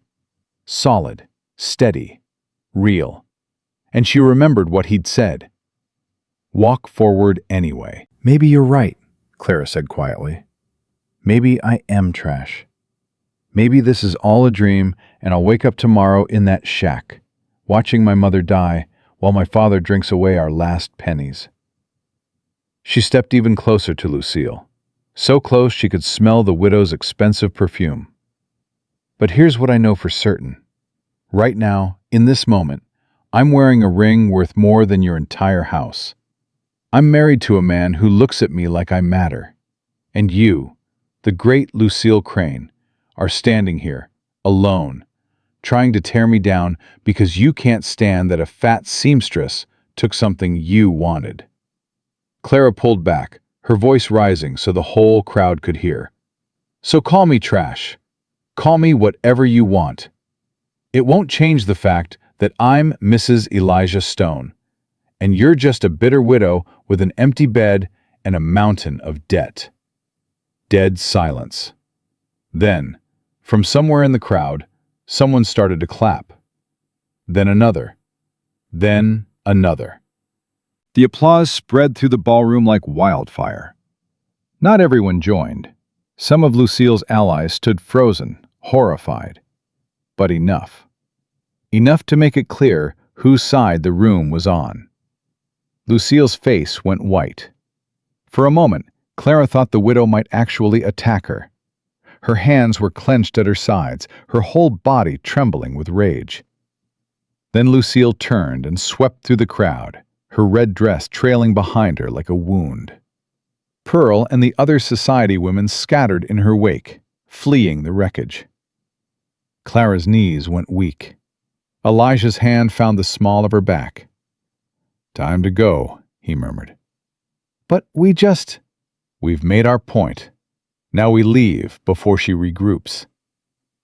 They made their way through the crowd, accepting congratulations and handshakes from people Clara didn't recognize. The mayor, a banker, a mining magnate who pumped Elijah's hand and declared him a man of excellent taste. They were almost to the door when a voice stopped them. Mr. Stone. They turned. A man stood in their path. Tall, handsome, with the kind of smile that promised trouble. Clara didn't recognize him, but she saw Elijah stiffen. Jack Harlan, Elijah said flatly. You remember me. The man's smile widened. I'm flattered. Hard to forget someone who cheats at cards. Alleged cheating, never proven. Jack's eyes slid to Clara, moving over her in a way that made her skin crawl. And this must be the famous Mrs. Stone. You're not what I expected. What did you expect? Someone smaller. He laughed at his own joke. But I see now why Silas chose you. There's fire in you. I like fire.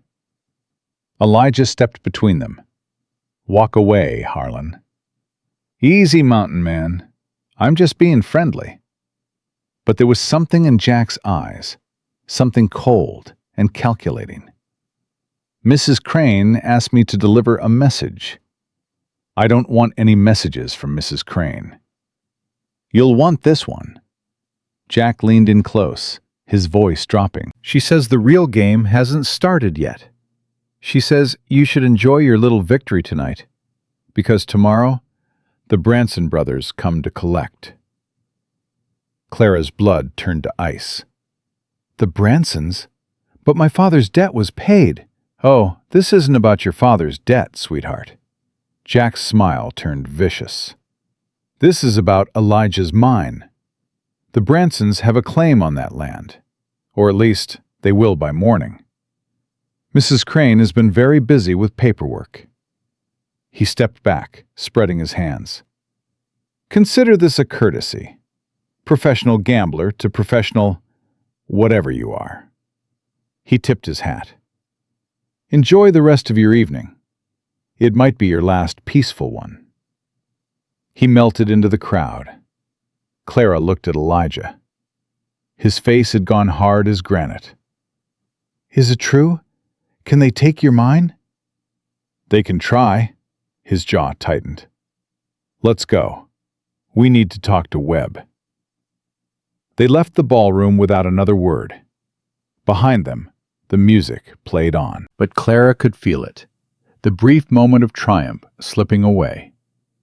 The real battle was just beginning. They found Marcus Webb in his hotel room, surrounded by documents. He looked up when they entered, took one look at their faces, and set down his pen. What happened? Elijah told him about Jack Harlan, about Lucille's message, about the Bransons and the claim on the mine. Webb listened without interrupting. When Elijah finished, the lawyer was quiet for a long moment. She's been planning this longer than I thought, he said finally. The kidnapping charges, the ball, the confrontation, it was all distraction. While we were focused on social games, she was working on the legal angle. Can she do it? Can she actually take my land? Theoretically, the mining claims in this territory are a mess. Half of them weren't filed properly. If she can prove there's an irregularity in your original claim, a missed payment, a technicality, anything, she could challenge it in court. And if she wins? If she wins, the Bransons get your mine, and Lucille gets whatever they promised her for setting it up. Clara felt sick. But that's his mine. He's worked it for years. He found the copper himself. The law doesn't care about fairness, Mrs. Stone. It cares about paperwork. Webb stood, grabbing his coat. I need to see the original claim documents. Tonight. Where are they? At the cabin, on the mountain. Then we go to the mountain. They rode through the night, the three of them, Elijah, Clara, and Webb, on horses pushing through the snow. The moon was bright enough to light the path, but the cold was brutal. Clara's fingers went numb inside her gloves. Her face burned from the wind. She didn't complain. This was too important. They reached the cabin just before dawn. Elijah went straight to a locked chest in the corner. He pulled out a metal box, rusted with age, and handed it to Webb. The lawyer spread the documents on the table, reading by lantern light. His expression grew grimmer with each page. Well, Elijah demanded after 20 minutes. The claim is solid. Your paperwork is in order. There's no technical grounds for challenge. Then we're safe? Not exactly. Webb looked up. The Bransons don't need legal grounds. They just need to file a challenge. That ties up the claim in court for months, maybe years. During that time, you can't sell the copper. You can't take on investors. You can't expand. So they bleed me dry with legal fees. Exactly. And if you can't pay, you default. The claim goes to auction. They buy it for pennies on the dollar. Clara's hands clenched. There has to be something we can do. Webb was quiet for a moment. Then he looked at Elijah. There is one option, but you won't like it. Tell me. The Bransons operate because no one stands up to them. They threaten, they intimidate, and people back down. But they've made enemies over the years, a lot of enemies. Minors they cheated, families they destroyed. If we could find those people, organize them, present a united front, a war, Elijah said flatly. A legal war, depositions, testimonies, evidence of their crimes. Webb leaned forward. Lucille thinks she's playing chess. She doesn't realize she's opened herself up to the same tactics. Her debts, her bribes, her connection to the Bransons' criminal operations. If we can prove it, we destroy her. We destroy all of them. Silence filled the cabin. Clara looked at Elijah. He was staring at the documents, his jaw tight, his eyes distant. How long? He asked. Weeks, maybe months. We'd need to find witnesses, gather evidence, build a case that can't be dismissed. And until then? Until then, we hold the line. We don't let them intimidate us. We don't back down. Elijah looked at Clara. This affects you too. If we do this, they'll come after both of us. It won't be safe. Clara thought of the ballroom, of Lucille's venom, of all the years she'd spent being afraid. She was tired of being afraid. I already told you, she said. I'm ready to fight. Elijah's expression softened. He reached out and took her hand. Then we fight, together. Webb nodded, already gathering the documents. I'll start making inquiries tomorrow. The Bransons have a lot of victims. Someone will talk. And if they don't, then we make them an offer they can't refuse. The lawyer smiled grimly. Everyone talks eventually. It's just a matter of finding the right price. They left the cabin as the sun rose over the mountains. Clara looked back at the small structure, the place where everything had changed. Just days ago, she had been plain Clara, fixing boots in silence, invisible to everyone who mattered. Now she was Mrs. Elijah Stone, going to war against the most powerful people in the territory. She should have been terrified. Instead, she felt something she hadn't felt in 24 years. Hope.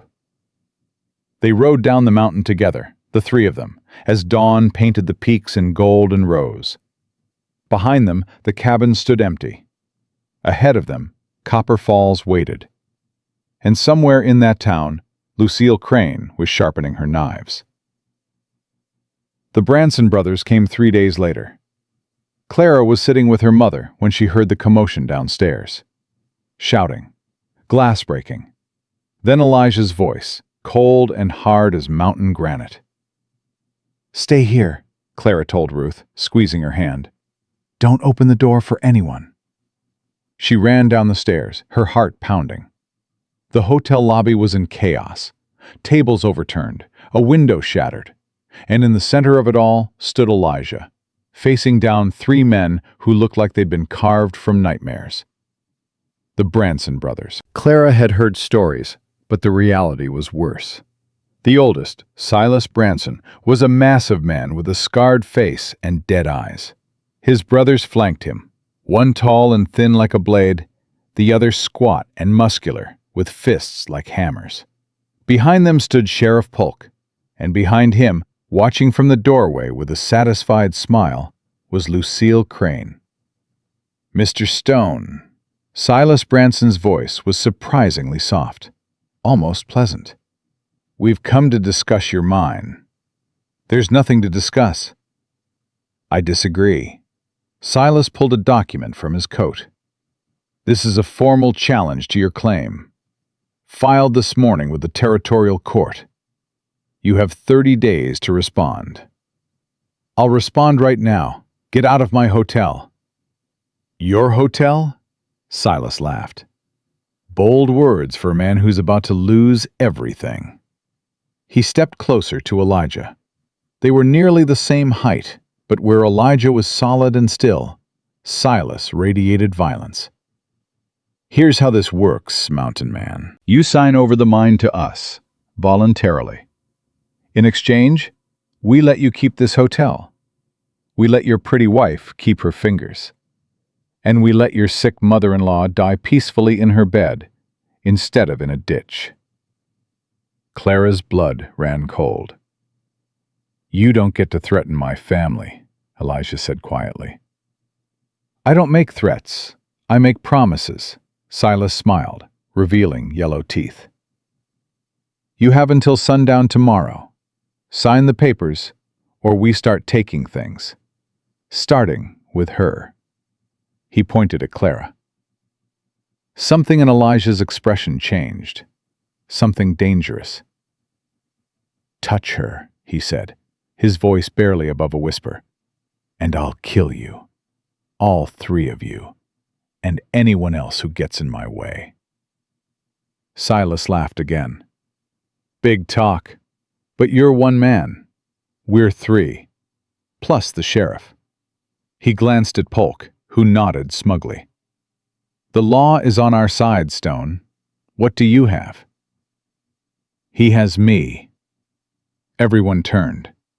Marcus Webb stood in the doorway, flanked by two men in formal suits. One of them wore a silver star on his chest, a U.S. Marshal. "Silas Branson," the marshal's voice carried through the lobby. "You're under arrest for extortion, assault, and conspiracy to commit murder." Silas's smile vanished. "On what evidence?" "On the testimony of 14 witnesses who you've terrorized over the past decade. On financial records showing bribes paid to Sheriff Polk. On a signed confession from your former associate, Jack Harlan, who decided that prison was preferable to being your partner." Webb stepped forward, his eyes gleaming with satisfaction. "Mrs. Crane was very helpful in providing documentation. Apparently she kept records of every payment, every threat, every crime. As insurance, I suppose. Insurance that Mr. Harlan was happy to deliver once we offered him immunity." Lucille's face went white. "That's a lie. Jack would never." "Jack already did." Webb pulled out another document. "He also provided a detailed account of your involvement, Mrs. Crane. The kidnapping charges you orchestrated, the bribery of town officials, the conspiracy to defraud Mr. Stone of his legal property." The marshal nodded to his deputy. "Lucille Crane, you're under arrest." "No!" Lucille backed away, her composure finally shattering. "You can't do this. I'm a respectable woman. You're a criminal." Clara stepped forward, her voice steady despite her trembling hands. "And you're done hurting people." Lucille's eyes fixed on Clara with pure hatred. "You did this. You worthless, fat—" "That's enough." Elijah moved between them. "You've lost, Lucille. Accept it." The deputies moved in. Handcuffs clicked around Lucille's wrists, around the Branson brothers' wrists, around Sheriff Polk's wrists. As they were let out, Silas Branson turned back. "This isn't over, Stone. I have friends. Powerful friends." "So do I." Elijah's voice was ice. "The difference is, mine are the right kind of powerful." The door closed behind them. Silence. Then Clara's knees buckled. Elijah caught her before she hit the ground. "It's okay," he murmured, holding her tight. "It's over. It's really over." Clara buried her face in his chest and cried. The trials took 3 weeks. Clara sat in the courtroom every day, watching as witness after witness came forward. Minors who had been cheated, widows whose husbands had died under suspicious circumstances, families who had lost everything to the Bransons' schemes. The evidence was overwhelming. Silas Branson and his brothers were sentenced to 20 years in federal prison. Sheriff Polk got 15. Lucille Crane, because of her cooperation with the prosecutors, got only 5. But she was also stripped of everything: her house, her money, her precious reputation. When the final verdict was read, Lucille looked at Clara across the courtroom. There was no hatred left in her eyes, just emptiness. Clara almost felt sorry for her. Almost. Afterward, outside the courthouse, reporters swarmed Elijah and Clara. Word of the trials had spread across the territory. The mountain man and the seamstress who brought down a criminal empire. "Mr. Stone! Mrs. Stone! How does it feel to have won?" Elijah said nothing. He hated crowds, hated attention. But Clara stepped forward. "It doesn't feel like winning," she said quietly. "It feels like justice. Finally." "Mrs. Stone, some people are calling you a hero. What do you say to that?" Clara thought about the question. "I'm not a hero. I'm just someone who refused to be invisible anymore. Someone who found a partner who believed in me when no one else did." She looked at Elijah. "That's not heroism. That's hope." She took his hand. "Now, if you'll excuse us, we're going home." They walked through the crowd together, hand in hand, toward the wagon that would take them up the mountain. Spring came to the territory. The snow melted from the peaks. Wildflowers bloomed in the meadows. The creek behind Elijah's cabin ran clear and cold. Clara stood on the porch, watching the sun rise over the mountains. Behind her, she could hear Elijah making coffee. Her mother's laughter drifted from the new room they'd built onto the cabin. She was stronger now, the treatments from the Helena doctor finally working. 3 months since the trials. 3 months of peace. Clara still couldn't quite believe it was real. The door opened. Elijah came out with 2 cups, steam rising in the cool morning air. He handed her one and stood beside her, looking out of the same view. "What are you thinking?" he asked. "I'm thinking about the store." "The store?" "Miller's General Store, the day we met." Clara smiled, remembering. "I was so scared that day. Scared of you. Scared of everything. All I wanted was to fix your boot and disappear. And now? Now I never want to disappear again." Elijah was quiet for a moment. Then he set down his coffee and turned to face her. "Clara, there's something I need to say." Her heart skipped. "What is it?" "When I proposed to you on the mountain, I told you it was business, a partnership, protection in exchange for trust." "I remember." "I lied." His gray eyes held hers. "I mean, it was true at the time, or at least I told myself it was true. But the truth is, I knew even then that it was more than that." "Elijah." "Let me finish." He took her hands in his. "I've been alone for 7 years. I convinced myself I didn't need anyone, that I was better off isolated, that love was something that happened once and then it was gone forever." His voice roughened. "Then you knelt in the mud and fixed my boot without asking for anything. And something cracked open inside me. Something I thought was dead." Clara felt tears threatening. "What are you saying?" "I'm saying, I love you." The words came out like they cost him everything. "Not because you're useful, not because you're practical, because you're you. Because you see me. Because when I'm with you, I don't feel like a ghost anymore." The tears spilled over. Clara didn't try to stop them. "I love you too," she whispered. "I have since the mountain.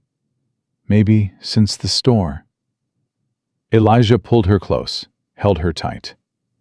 "I know I'm not easy," he murmured against her hair. "I know I'm scarred and difficult, and I don't talk enough, and I talk too much, and—" "Elijah." "What?" "Shut up and kiss me." He kissed her. And in that moment, on that porch, with the sun rising over the mountains and the whole world stretched out before them. Clara felt something she had never felt in 24 years of being invisible. She felt home. 6 months later, the town of Copper Falls had changed. A new sheriff, a fair one this time. New businesses opening, new families moving in. The shadow of the Bransons was gone, and the town was finally breathing. Clara walked down Main Street, heading to the general store. She was different, too. Not thinner, not more beautiful, but different. She walked with her head up. She met people's eyes. She smiled. People smiled back. "Mrs. Stone," the baker waved from his shop. "Morning, Mr. Patterson." "Beautiful day, isn't it?" "It really is." She continued down the street, past the hotel that Elijah had rebuilt after the confrontation, past the courthouse where justice had finally been served, past the spot where she had knelt in the mud and fixed a stranger's boot. So much had changed. So much was the same. She pushed open the door to Miller's General Store. The bell jangled, the same bell as before. Mr. Miller looked up from behind the counter. "Mrs. Stone, what can I get for you today?" "Just some thread, please, and a new needle." "Of course."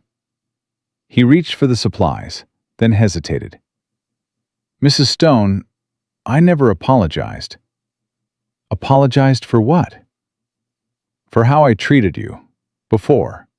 When you were—" He trailed off, uncomfortable. "When I was plain Clara?" "Yes. I was unkind. I let others be unkind. And I'm sorry." Clara studied him. She could hold a grudge. She would be justified in holding a grudge. But she thought of Elijah, of her mother, of the life she had built from the ashes of the old one. "Thank you, Mr. Miller. That means a lot." She paid for her supplies and left. Outside, the sun was warm on her face. She closed her eyes for a moment, just feeling it. "Clara!" She turned. Elijah was walking toward her, his long strides eating up the distance. Even now, after all these months, the sight of him made her heart skip. "What are you doing in town?" she asked. "Looking for you." He stopped in front of her, slightly breathless. "I have news." "What news?" His face broke into a rare, genuine smile. "The doctor confirmed it this morning. Your mother's consumption is gone. Completely gone. She's going to be okay." Clara's hand flew to her mouth. "What? Are you sure?" "Positive. He said it's one of the best recoveries he's ever seen." The tears came again, happy tears this time. Elijah pulled her into his arms, right there in the middle of Main Street. People stared. Clara didn't care. "She's going to be okay," she whispered. "She's going to be okay." They held each other for a long moment. Then Elijah pulled back, his expression suddenly serious. "There's something else." "What?" He reached into his pocket and pulled out a small velvet box. Clara's breath caught. "Elijah, we're already married." "I know, but I never proposed properly." He opened the box, revealing a ring. Not the ruby this time, but a simple gold band with a small diamond. "I never got on my knee. I never asked you to choose me. I just offered a business deal." He dropped to one knee, right there in the middle of the street. "Clara Ruth Stone, will you marry me? Not for business, not for protection, but because I love you more than I ever thought I could love anyone again?" Clara looked at this man, this scarred, difficult, impossibly good man, who had pulled her out of the shadows and into the light. "Yes," she said, 1,000 times yes." He slipped the ring onto her finger, next to the ruby. Then he stood, lifted her off her feet, and kissed her, while the whole town watched. Someone started to clap, then someone else. Then the whole street was applauding. Clara laughed against Elijah's lips. "People are staring." "Let them stare." "They'll talk."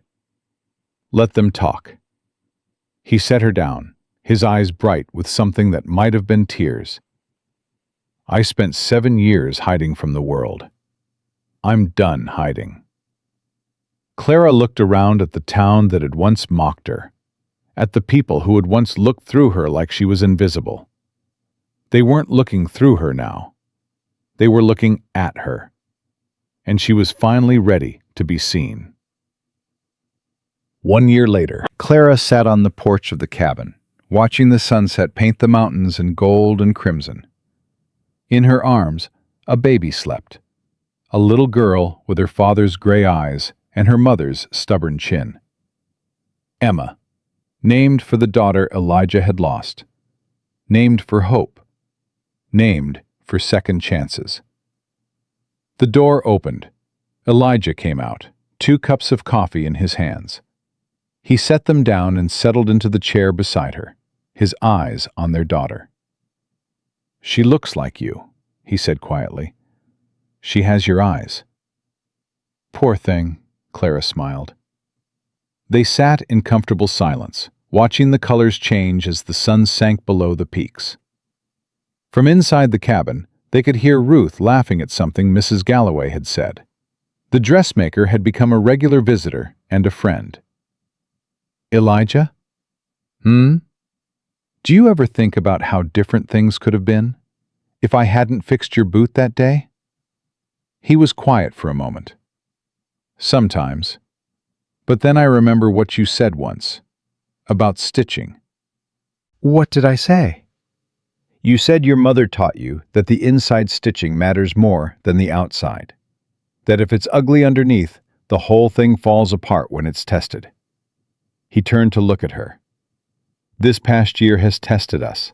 The trials, the threats, the baby, everything. And we didn't fall apart." "No, we didn't." "That's because the stitching was good from the beginning." He reached over and took her hand. "It was good because you made it good. Because you fixed things, Clara. Boots, families, men who thought they were beyond repair." Clara felt tears prickling at her eyes. "You fixed me too," she whispered. "You saw me when no one else did." "No," Elijah shook his head. "I just looked where everyone else refused to look. You were always there. You were always worth seeing." The baby stirred, made a small sound, settled again. Clara looked at her daughter, at her husband, at the cabin that had become a home, at the mountains that had witnessed her transformation from invisible to undeniable. She thought of all the people who had called her worthless, useless, plain, fat. She thought of Lucille, rotting in prison. She thought of her father, vanished into the wilderness, never to be seen again. She thought of the girl who had knelt in the mud, fixing a stranger's boot, expecting nothing in return. That girl was gone now. In her place was a woman, a wife, a mother, a survivor. Clara Stone. "I'm happy," she said softly. It felt strange to say out loud. She had never said those words before, not once in her entire life. Elijah squeezed her hand. "So am I." The sun dipped below the horizon. Stars began to emerge, one by one, scattered across the darkening sky like diamonds on velvet. Clara leaned her head against her husband's shoulder, their daughter warm and safe between them. She had spent 24 years being invisible. 24 years waiting for someone to see her. 24 years believing she was worthless. And then a stranger had walked into a store with a broken boot. And everything had changed. Not because he saved her, because he showed her she was worth saving. The rest she had done herself. That was the truth Clara finally understood, sitting on that porch, watching the stars appear. No one else could make you visible. You had to step into the light yourself. And once you did, once you refused to hide, once you stood up and demanded to be seen, the whole world had no choice but to look. Clara Stone had stepped into the light, and she would never go back to the shadows again. Not ever. Not for anyone. She was home. She was loved. She was finally, completely, exactly where she belonged.